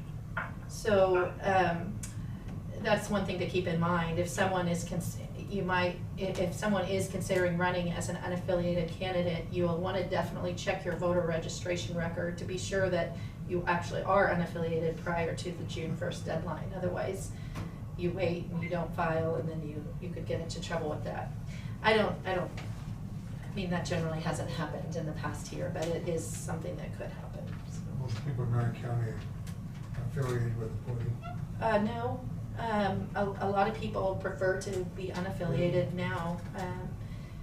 And then, so unaffiliated voters can still vote in the primary. They're just going to be asked to affiliate when they request their ballot, whether it's in advance by mail or in person here, early voting, or at the polling place. They have to actually affiliate, and then that's the party ballot they receive. And then they are considered registered with that party until they change their party again. So after the books reopen, they can go back. They can fill out a new affiliation card or a voter registration and change back to unaffiliated. As long as they're registered with a party, like last election, they're still registered to vote in the primary. This election is, if they make no changes. Right. So if you're registered to vote and you're an active voter, you don't have to re-register before every election. Your voter registration should stay active. If you haven't voted in a long time, or if you have moved or had a name change, all of those things, you would definitely want to check to verify that your voter registration is up to date and accurate. So, Okay. does anybody have any questions about any of those items? Are we gonna have to build those sneeze guards for each one of those polling locations? No, in fact, I ordered some which are portable, and this is what they look like. There's one example right over here. Okay. And then also the Secretary of State is going to provide us some similar to this. So the one problem I have is that the opening at the bottom it's not tall enough to facilitate our poll pads that we use for signing in. So there's another company that makes some with a bigger opening, which we could order, or we might consider seeing if I can have these modified to where we could have a taller opening. But it would have to be taller, like 11 inches high instead of like right now it's about 2 to 3 inches off the ground there, so we need another. The people who cut these probably cut that for you. I don't know. So anyway, I'm still trying to work out the logistics of how those sign-in areas are going to be. Also the logistics of how we're going to place our equipment and place our voting booths. We will be, all of our poll workers will have hand sanitizer, masks, whatever is required at that time, and we've already started the process to get those items. We are also going to be provided with some stylus pins from the Secretary of State's office that are intended to be single use. So the voter will be handed a stylus where they can sign in on the poll pad. They can also use that stylus to make their selections on the touchscreen voting equipment. And I believe they're gonna have like I voted on the side of them. So that will be a big help that we won't have to procure those items on our own. So what about the election officer? Are you designated at this point until someone's hired? Oh, you mean the election clerk? Election clerk, excuse me. Because the county clerk is the election officer. Right. Yeah. So But I mean, we we'll still have all that of vacancy. We do have a vacancy, and we'll have all of our office staff working to administer the election until such. I mean, we all do that anyway, regardless. Right now, I have another person in the office that's keeping the daily registrations up to date and assisting me with processing the advance applications as they come in. And as of right now, I'm working on the setup of the ballot styles with our vendors, which I generally do that anyway, even if I have an election clerk, just because I want to oversee those details and make sure they're correct. So at some point I may, if I don't have the ability to hire a full-time person and get them fully trained, I may bring in some part-time staff people and have them trained on specific tasks, such as entering advanced ballot application returns, those kind of things. It's just going to depend on how everything comes in and what our workload is. But I will still be looking to hire someone.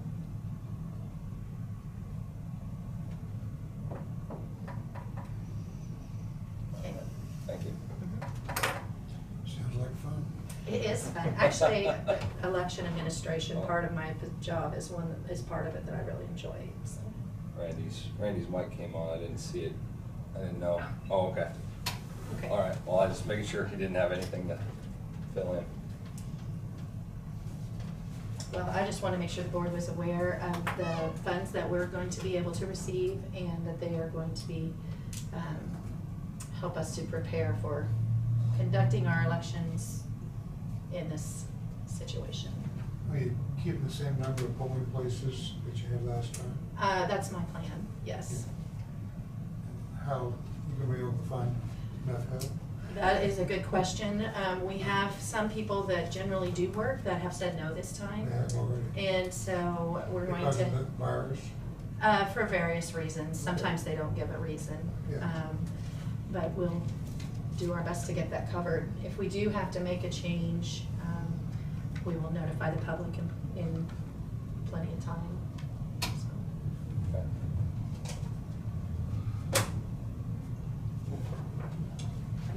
Okay.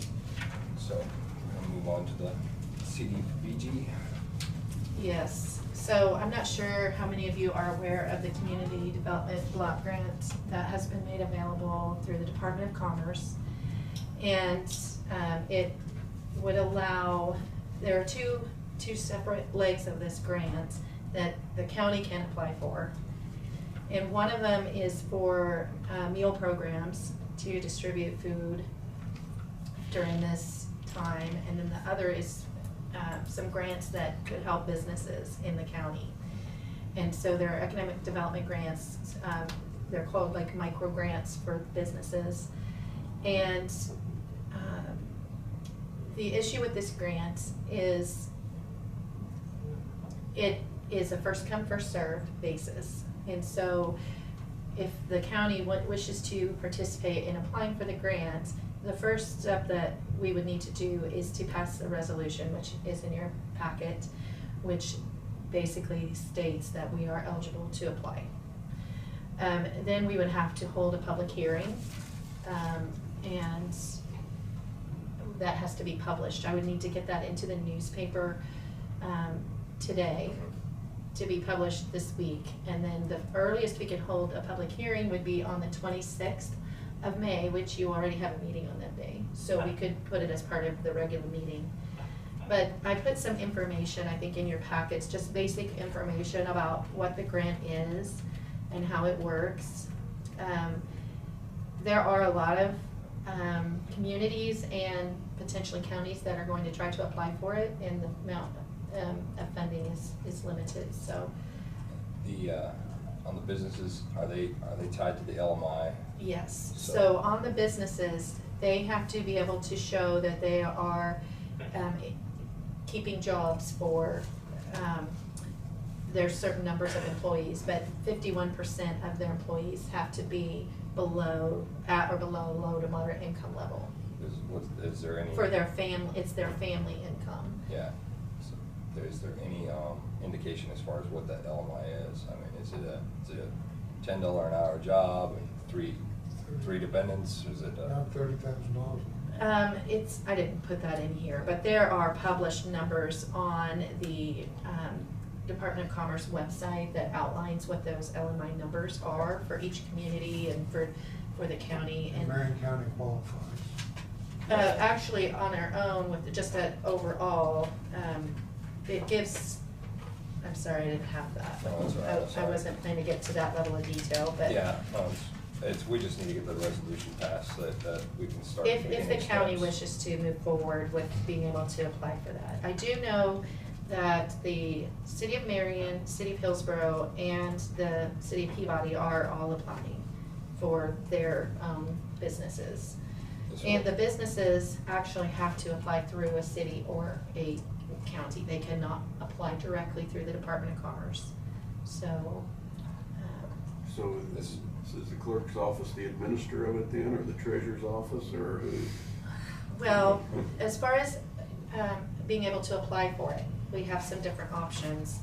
I have gotten into, and that was one of the things that I wanted to address with you, because I did attend a conference call with questions and answers on this grant, and they do encourage you to have a grant administrator if you are funded.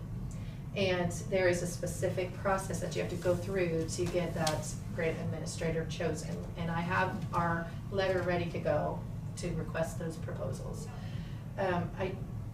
the application process is, I haven't gone past the first page of the application yet. I think it's fairly, probably a fairly simple application, but I'm not sure exactly what all information we would have to gather and submit. I do have a contact at SCED that could do the application for Marion County. The price to do that would be $1,750, and that has to be paid separately from the grant. It would be an upfront expense, and then they would apply on behalf of the county, and I would assume it would be our office that would be working with them to get the information that they need to submit that application. They also take a percentage afterward, too. Well, so that's a separate process. So if you had a grant administrator, if the county were to be funded, then the grant administrator would follow up with each business. They would get the information to the businesses of what certifications they would need to turn in. Those positions would have to have a certification of their income level that would be turned back in, and then your grant administrator would be able to handle all those details. And Would SCED handle grant administration also? they are one of the ones that we can solicit a bid from, but we have to solicit bids. And I have been in touch with SCED. I know what their cost would be. And it's probably gonna be similar for all the grant administrators, because the grant outlines the amount within the grant that can be utilized for those services, and it's $15,000 is the grant administrator approved cost. So it's a percentage or 15,000, whichever is less. Well, that's gonna take away the money from the Or small whichever is- business. Yeah, but what's it gonna take us to come up with a grant administrator? Someone would have to get certified into that, in that. They did say we can administer the grants in-house. I'm not 100% comfortable with my level of having enough time or necessarily having the appropriate program specific training to really want to take that on. There's an art to writing the grant. So you've got enough to do. Yeah. Administering grants can sometimes be quite cumbersome.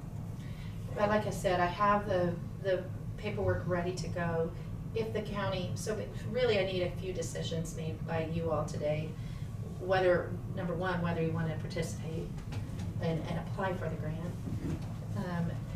And if so, then we need the resolution to be passed. Number two is whether you want to take action to have SCED write the grant for us and submit the application on our behalf at the price of $1,750.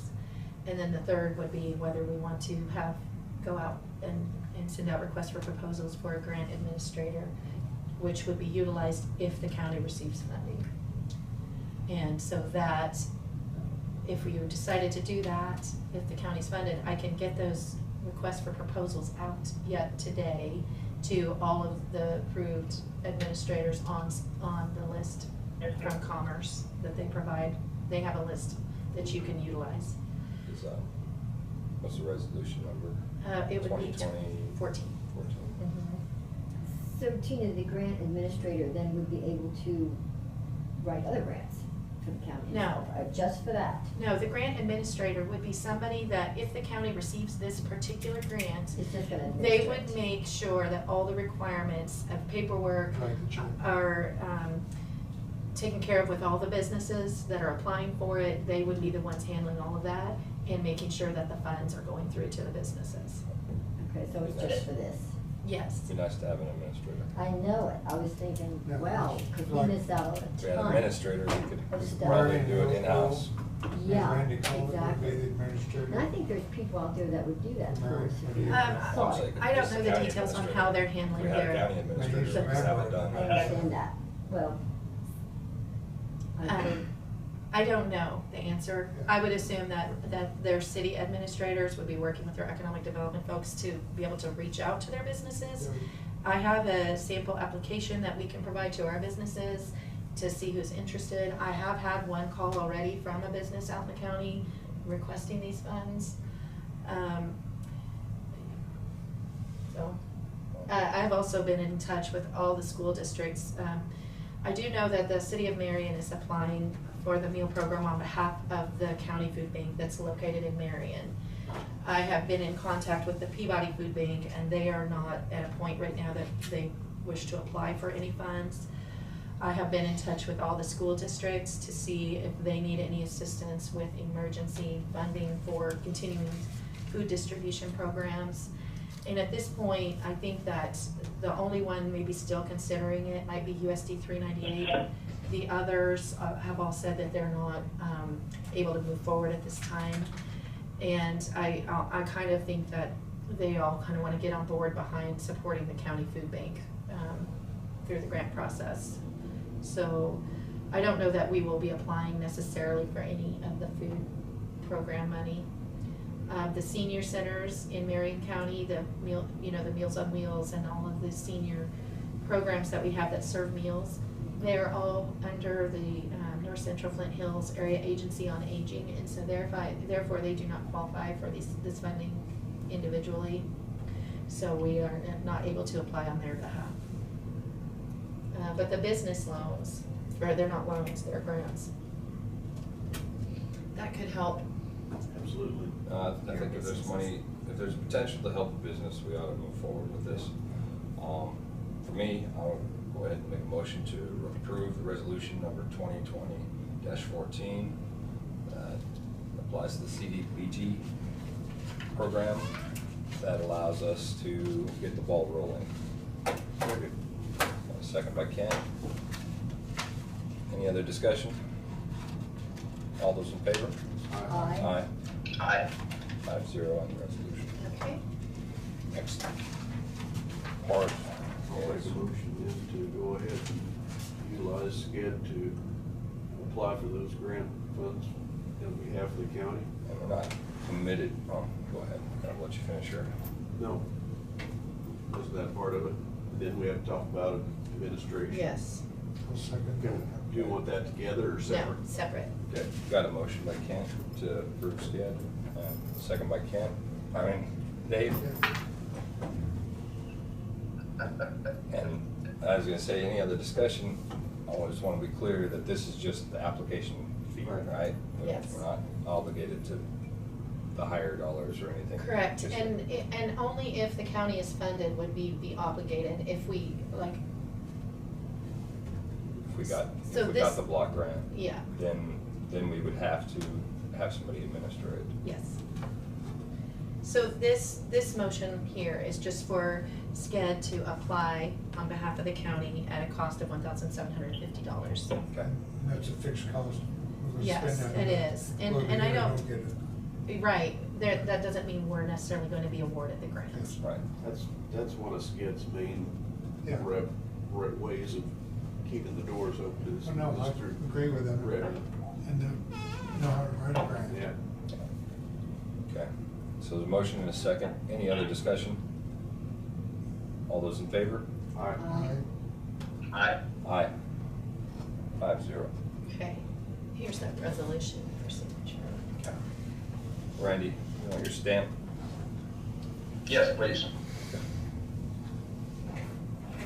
And as far as the administration, I've started the request for proposals, which I can finish up. They have a specified template that they want you to try to utilize.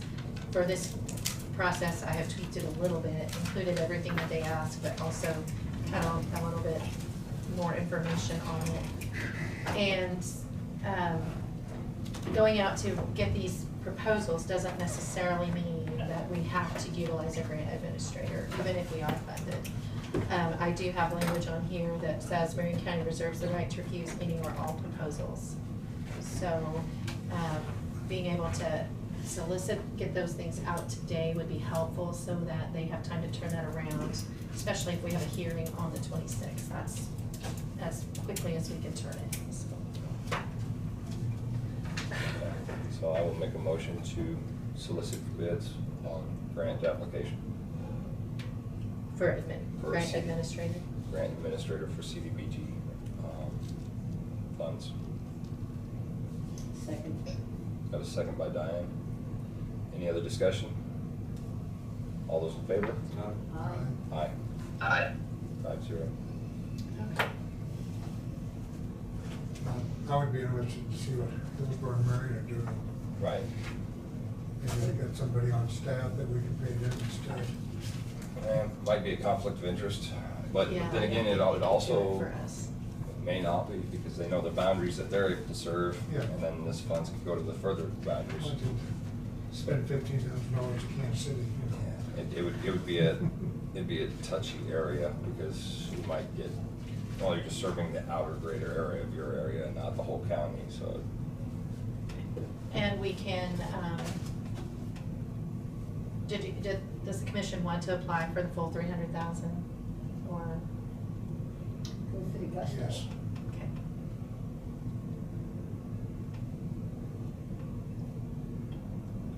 So, if Marion is awarded, and Hillsborough is awarded, and Peabody is awarded, and the county is awarded, you know, if the world was great and all those things Oh my happened, God. then the county's funds would be for businesses in other communities that were not awarded and rural businesses, like, that are not within the cities. We're looking at Florence, Sounds great. Knoxville, Gospel. I can't apply for the county, because I applied for the Marions. So, now, if for some reason the county is funded and none of the cities are funded, then it would be for any business in any. First come, first served. Yeah. Yeah. And we could set whatever whatever grant levels we wanna Yes. set for that. It As can far be as- less than what the maximum is here. That's, As far as the publication for hearing, do you need any action, or it's just since we've already pulled the trigger to do this? For the hearing, I would like to hold that on the 26th. Of course, we're still in a virtual environment at this time, so I would put in my publication that if they wanted to have a comment, they can do it through the meeting, or they can submit them ahead of time to the county clerk's office, and they would be read in the meeting. The only other thing is, I don't know that we'll have a lot of participation, but we could try to set the meeting later, or try to go to later in the day and try to go to a different venue if you want to allow any in-person attendance, but I'd have to check with like the Lake Hall, or because you'd still have to maintain the limiting the mass gatherings to 10 or less and the 6-foot spacing. Be a drive-through hearing. Drive-through hearing. Get a So- lawn chair sit in the parking lot. I would, do we need to make a motion for that? I would make a motion that we have a hearing on the 26th after publication. Just keep it official. Second. Got a second by Ken. Any other discussion? All those in favor? Aye. Aye. Do you want to offer any guidance on how you want that hearing? Are you comfortable doing it with the virtual, with the publication noting how they can comment? I think that makes it more accessible for people to participate, actually, so. I mean, there could be a physical area, but I think just try to do the way we've been doing. yeah. Okay. Yeah, I think virtual would be just, at this point in time, is just as easy, just as. The city of Marion did this. Emailed you form, you emailed it back. So. Okay. All right, well, that gives me what I need to get this started for the county, so.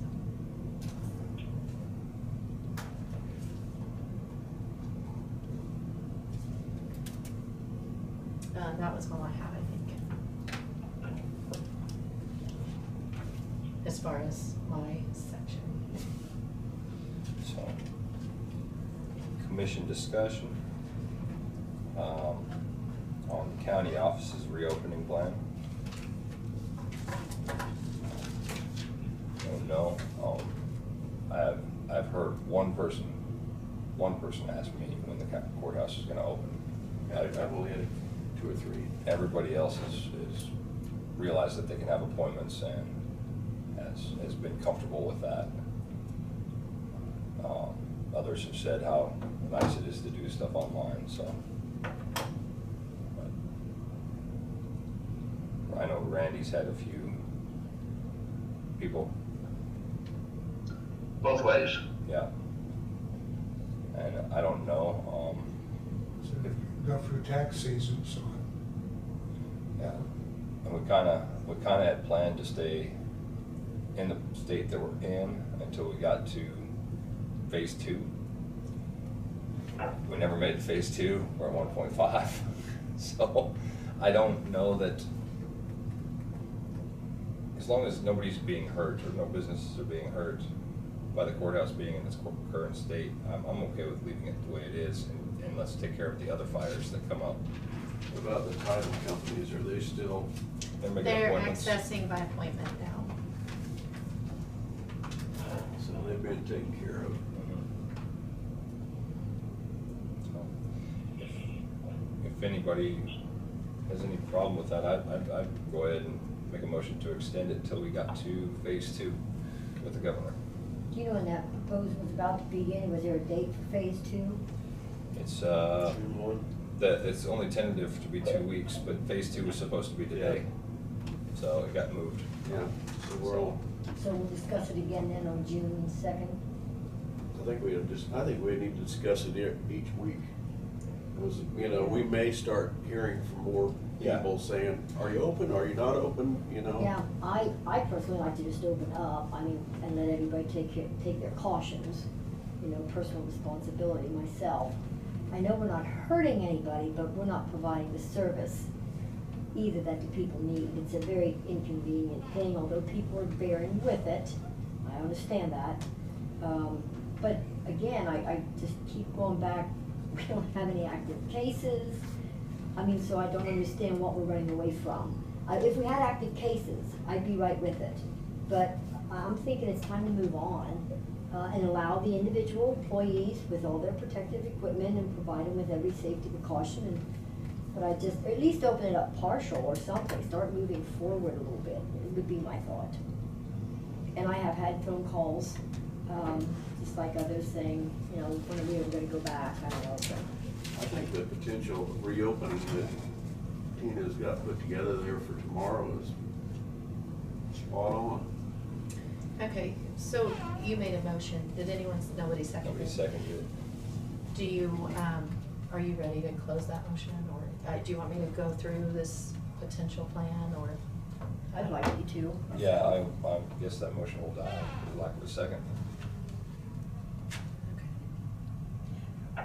Yeah, and I'm getting texts already that it's just not fair to the public to continue being closed.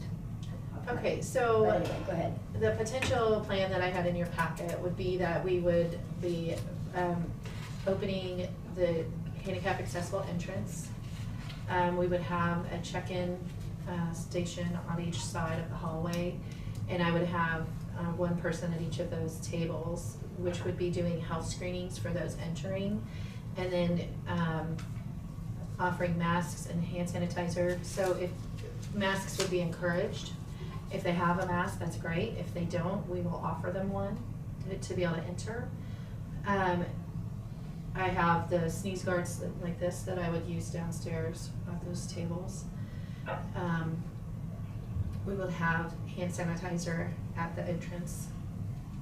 So we also have the ability potentially to get some walkie-talkies from Road and Bridge if we need to be able to communicate between the check-in area and the individual offices. We will have signage that we will post throughout the building to remind everyone about the social distancing, also about how many people are allowed in each office. So we'll have some clearly marked areas for waiting in line, like tape marks on the floor. We'll have notice on each, like for instance, the treasurer's office, we would have a sign there saying only 3 people allowed, please wait. And then we would have a certain number of spaces out in the hallway for being able to wait. We would ask them then to come back and check out when they leave, so that we know at our station downstairs kind of where people are within the building and where they can send someone else up to. We had talked about utilizing the north stairway for up traffic, and of course the elevator, and the south stairway for down traffic. Employees should wear masks when dealing directly with members of the public, and members of the public encouraged to wear masks and being provided if they don't have one. Will be. You don't require them to wear a mask? Unless this board takes some Encourage. specific action, then I think they're. all we do is encourage. I think you require. I think you can if you set that as a policy of the board, but as so far, that has not been done, so. I'm not willing to go that far. Yeah, I don't wanna dictate to what they gotta do. Okay, and so then we'll be, I've made arrangements so where we can be sanitizing public touch points at least twice a day. District court will have, certain procedures in place that are, not dependent on what we're doing. They may have some slightly different procedures there. And we will try to continue rotating staff, to the extent possible. And there are certain offices that will continue by appointment only under this phase. Mapping would be by appointment only, because they can access those services through the appraiser's office. And Department on Aging would be by appointment only, planning and zoning. And then Janine has indicated that driver's license services would not be provided during this phase. Potentially in discussions with her, she was considering June 1st as a timeline for resuming those driver's license services locally, and then also that would be by appointment only and possibly in some certain restricted hours, just because so they could have time to clean that area in between customers. And I'm just going to say that if, the researchers that are visiting with the registers in the Register of Deeds office probably need to be calling ahead, because they tend to take a long time in the office, and you would hate to have someone just waiting for a long period of time to see, to get that information. So those are kind of the things we have in place ready, if that's the way the board wants to go. The researchers just doing family history, looking. It just depends. They do lots of different things. Generally it's land research. For title companies. Or for, not always title companies, it could be other individuals as well. I do have signs or banners that we can put out in the lawn to direct people to the south entrance. They're big enough that they should be able to see them as, before they come up to the building. The most I got asked about, like I said, the one person, I wondered when the courthouse was opening, was all tag and driver license related, so. Right. And I think we'll push that information too, of how those things can be still handled remotely, because a lot of people may still want to stay away. I told them it's online, it's easier. And I talked to some people at the tag office, and they said it's working real smoothly for them. People are, it takes more phone calls, sometimes they're gonna chase them down to get one more piece of information. I'll make a motion to go ahead and open the courthouse beginning May 19, 2020 under the limitations and directions as outlined by the county clerk. I'll second it. If that's what we have to move forward, I'll second it. Got a motion by Kent, second by Diane. Any other discussion? All those in favor?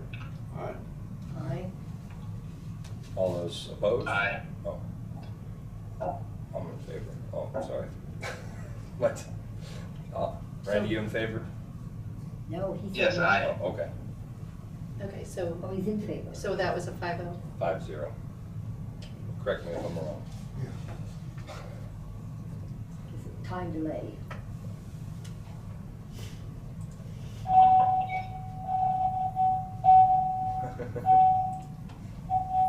Which color is that?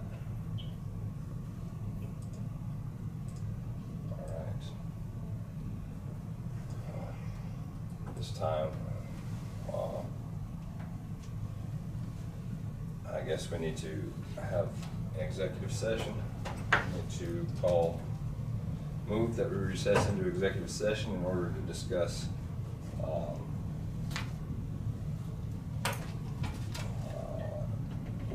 personnel matters, non-elected personnel,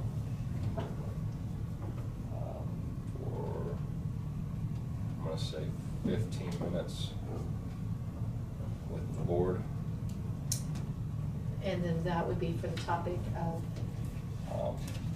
To employee evaluation performance. Pursuant to KSA 75-4319B. Got a motion, second by Kent. Any other discussion?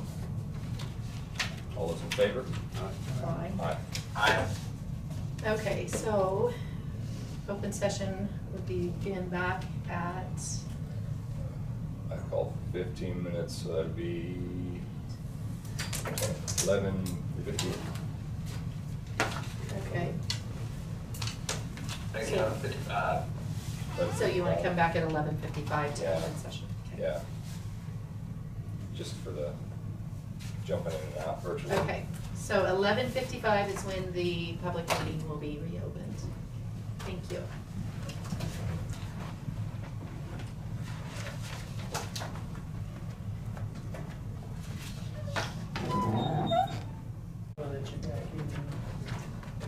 All right. 11:55, out of executive session. Break. No action taken.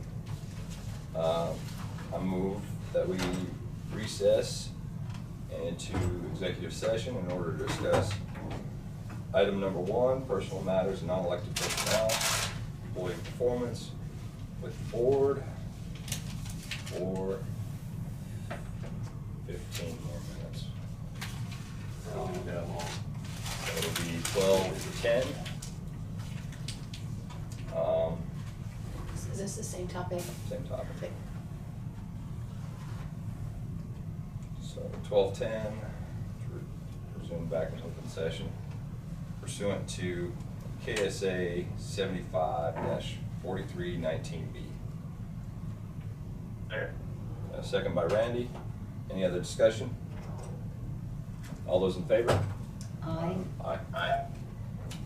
Okay, so those of you that just joined us again, the commission is going back into executive session. The meeting will reopen at 12:10. So I'm going to end the meeting right now and we'll see you back at 12:10.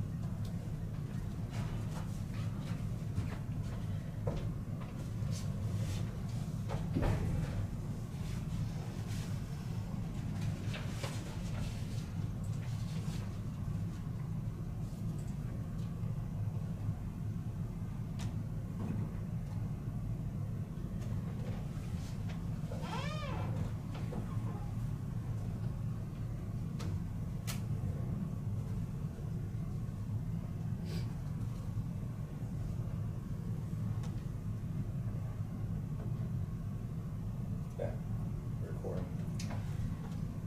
Nope.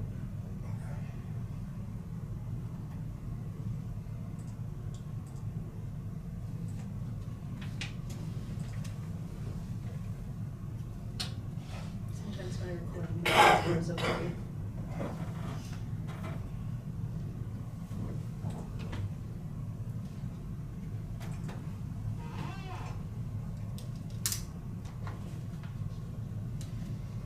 So, I'm not sure.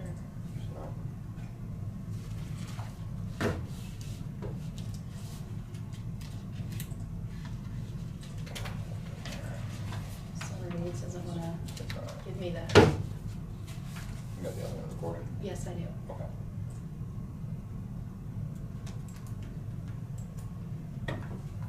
All right, so out of executive session, no action taken.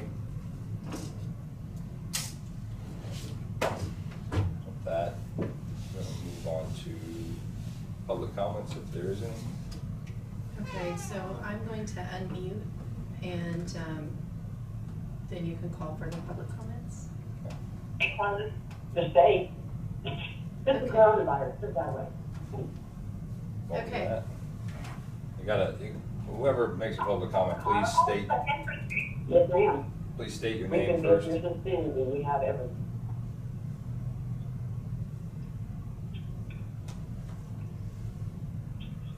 I don't think that was.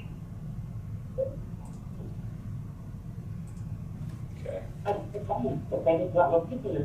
If there's a caller on the phone that has a public comment, Jonah has called on you.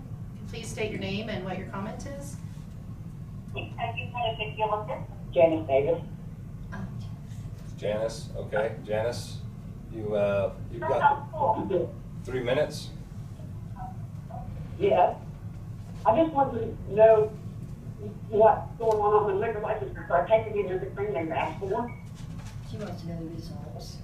So what? She wants to know the result of the vote of her license. The vote was 5-0 in favor of approving the liquor license.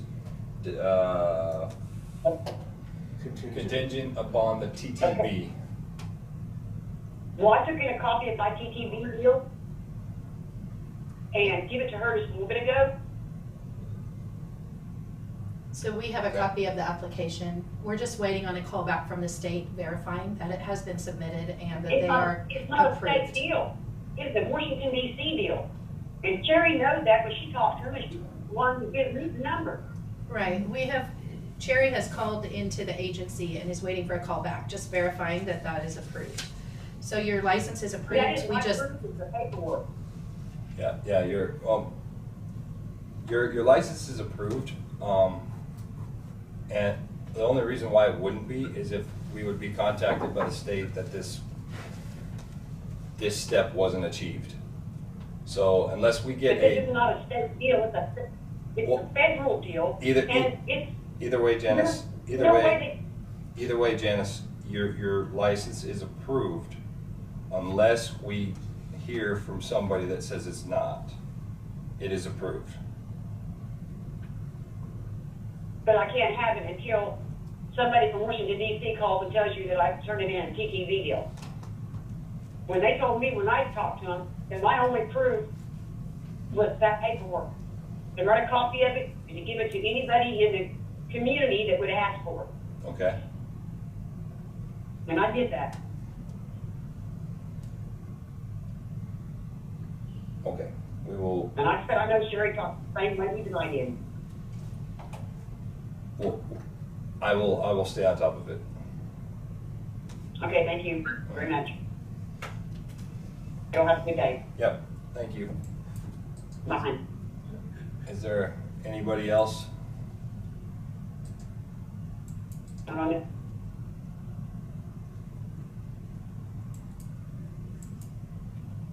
there's a written comment in the chat box. Okay. I never logged back in, so. Okay, is there anyone else that is just on the phone that has a comment?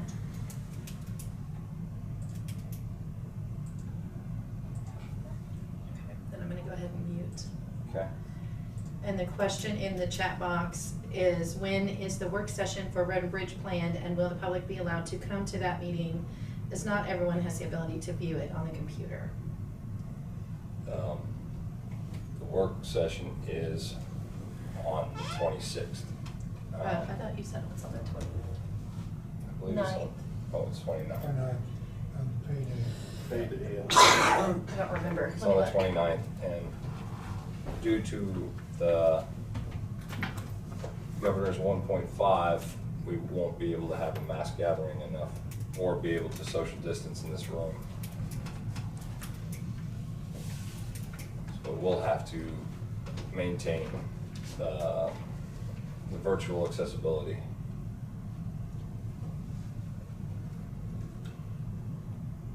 Would we be able to get at least 2 or 3 people in here? Because I see 6 feet over, you get somebody behind Mr. Crowfoot and somebody How over do you here and choose somebody 3 there. people? I'm just saying. But there's probably, I'm just saying if there's like key people, I can't imagine a flood of people coming in for that. I mean, I don't know. Yeah, you wouldn't, if you had 6 show up, you couldn't say, well, flip a coin. I'd say just keep it like this. I mean, that protects us too from. Unless you want to move the meeting when we can open up. Okay, so if we could open up for a week, it wouldn't be a week, it'd be longer than that. Well, we don't know if phase 2 will go in on June 1 or not. That's what if they go into phase 2, we could have. You have 30. We could have, I mean, we could basically go back to normal numbers in here. That's correct.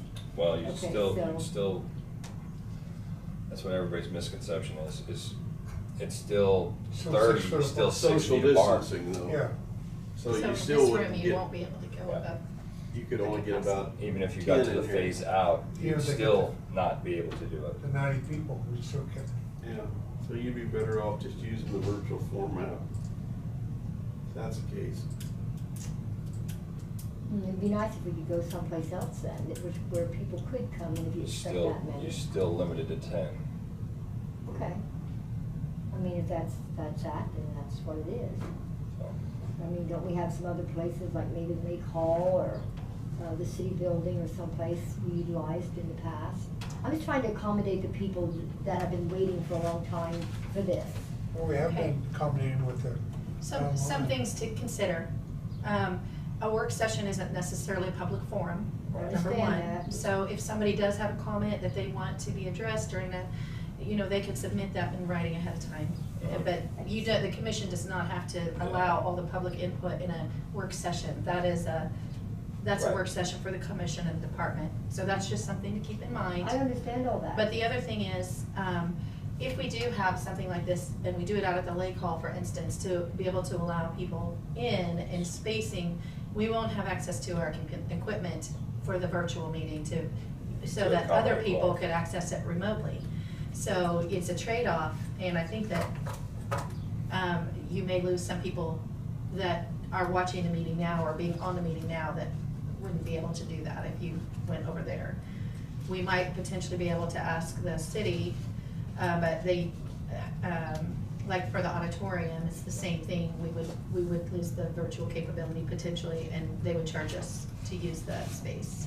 So we're gonna have social distancing even once you get past phase 2 and 3. yes. So we will never be able to have people back in the commission room under those scenarios that you just gave.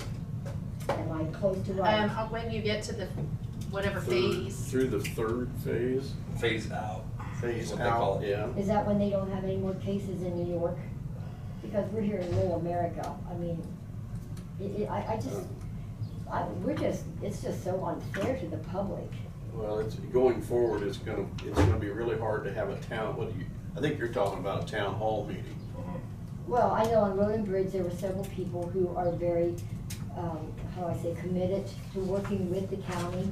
We're very involved, and so we're actually not allowing them to attend.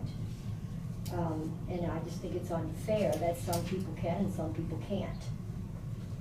And we're already picking who can. and I'm not promoting one way or the other. I'm just trying to give you things to think about. I thought about them 2 years ago when I learned them, so I understand the situation, but I was just saying, I just thought there would be room. We were talking about people not being able to attend virtually, so No, I don't know she how was you. I don't talking know, about- understand what you're talking about for the 2 years, but that's all right. Well, I was about, okay, what the difference is between a work session and a commission meeting, how people are not always allowed to participate verbally in that. Right. What you were Right. explaining, I've learned that, like I said, 2 years ago. Okay.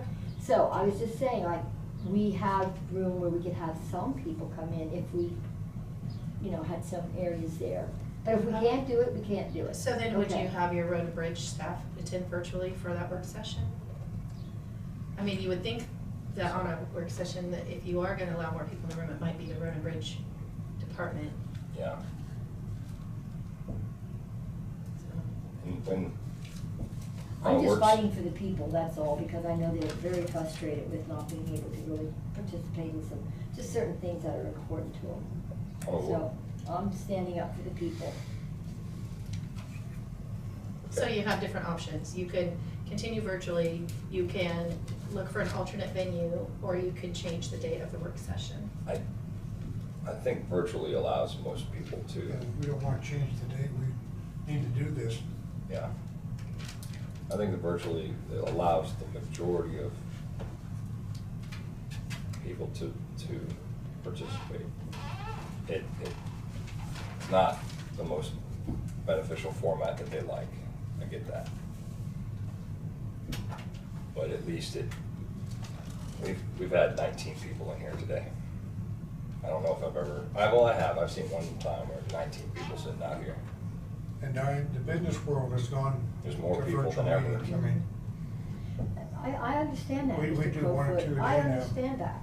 I understand that almost the world has gone to it, okay? And I'm questioning the reasoning and if we can't make some other accommodations as we go through these phases. You know. So, I don't know. another one this afternoon, you know. Right. Randy, have anything? I can't see. I've not dialed back in, so. No, he said no. Okay. No, I have nothing right now, but, well, I understand the public, some of the public wants to see and get in and make comments, but on a work section, we're here to do our job, and if they want some goals, have them submit the goals that they'd like to see. Right. Yeah. Well, that's the way, that would be that way whether they attended physically or virtually. They would have to do that, so.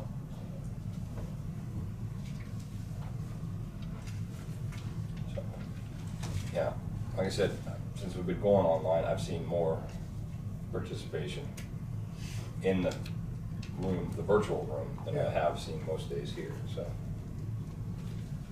You get the same people who attend the meetings here. All right, so that will conclude public comments, but going on to commission comments, just to finalize that, we sticking with the 29th? I'm not in favor of making any changes, so. Yes, I would make a motion, you need a motion. I think you I already. think as long as we leave it, yeah. Reschedule. What'd you say? I would not reschedule. Okay, and we'll just leave it be. My opinion. Okay. Any other commission comments? Yes. Okay. A couple of weeks ago, I was given a call by, I believe his name's Kevin McCoy at the Corps Engineers, and he may have contacted you also. But, Marion Reservoir's time for a new 5-year master plan, you know, and so, you know, it's through the Tulsa Corps District, you know, and they want people's input on what they'd like to see at the reservoir. Well, to me, the whole deal's a farce. I mean, we've got a reservoir sitting out here, and I know it's federally owned. We can't do much about it, but we're bleeding sales tax for the 2nd year in a row, and they're doing nothing out there to get this place open. I talked to him, and that was my concern. When are you going to get it open? Well, maybe by Labor Day, maybe not. What did they say? They told me June sometime, I think. No, he told me Labor Day. But anyway, you've got issues out here. We've got boat ramps that are blocked off. You can't put a boat in, and there is no reason why you can't put a boat in. Only place you can put a boat in is Marion Cove. And you talk about social distancing, go out, drive out there today, it's a nice day. You can't drive in there. They've got boat trailers, trucks parked all over the road. In the grass. Tells you people want to get back to normal life. And it's a mess. Well, and they need to open up more ramps. I think it's time for the commission to, we did a letter to our governor. I think we need to send a letter to the Tulsa Corps. I look at all their website stuff, and they control the federal reservoirs in southeast Kansas, southeast and south central Kansas, and Oklahoma. I couldn't find anything about Marion Reservoir other than a master plan. Go look up Keystone Reservoir, one of the big ones that they control, Oklahoma. State parks, they've got information galore. And we're sitting up here, the very farthest north and northwest reservoir they control, and to them, all this is a flood dam.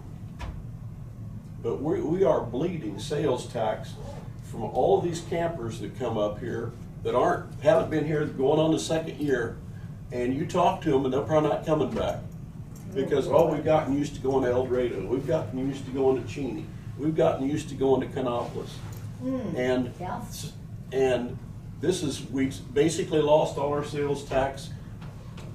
Hillsborough and Marion collect a lot of sales tax from these people coming in. And there's no camping fees, because they're not collecting any camping fees at all. And what was that, the summer before last, the reservoir was booked for the whole summer. And now we're on the second summer where you can't get a camper.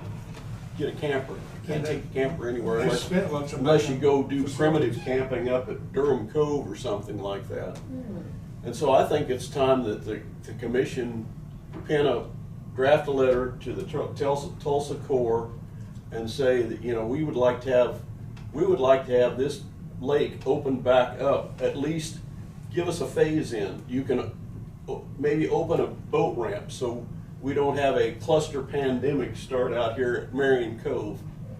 Right across the lake at Hillsborough, it's wide open, got a parking lot and everything. Yeah, and it's locked up. Really?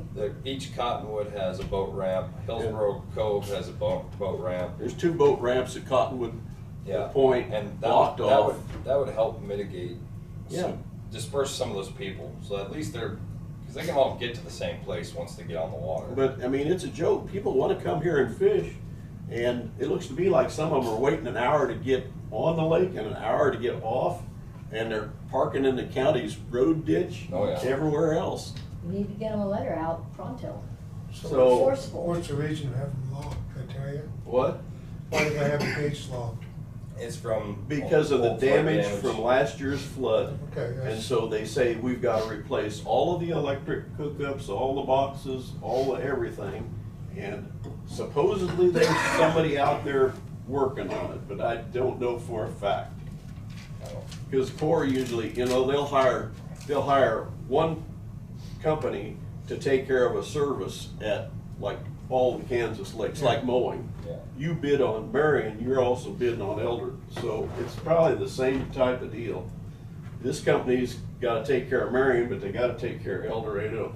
And I know they look at Marion Reservoir as a flood control project. There's also French Creek, another boat dock. Yeah, French Creek. Yeah. Everything's got a gate. It's all locked up.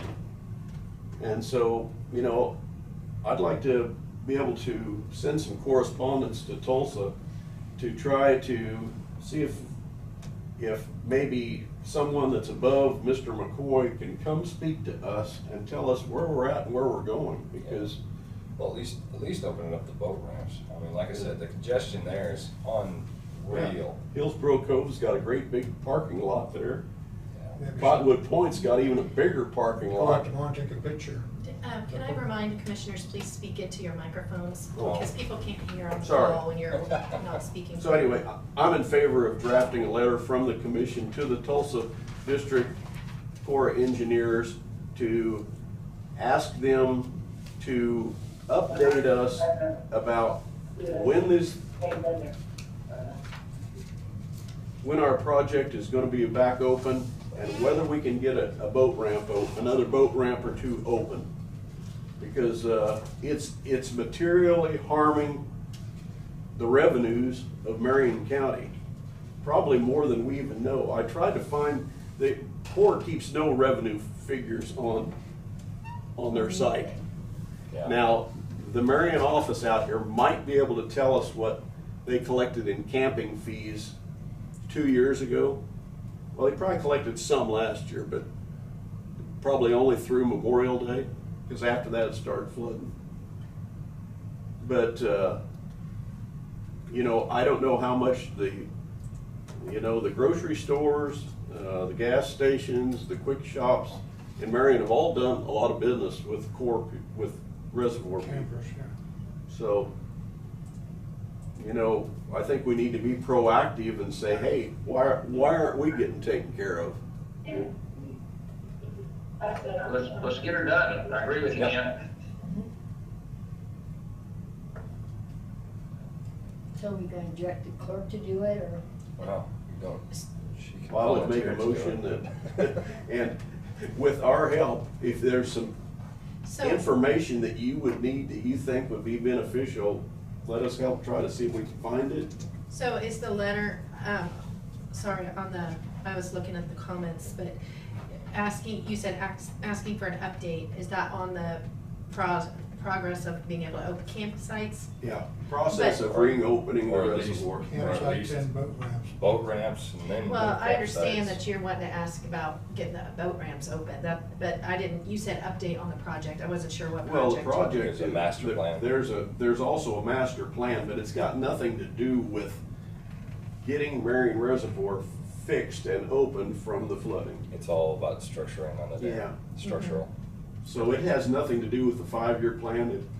It has about getting, it's more like where can we get access for people that want to come to the lake, especially the fishermen and boaters, because it's too congested.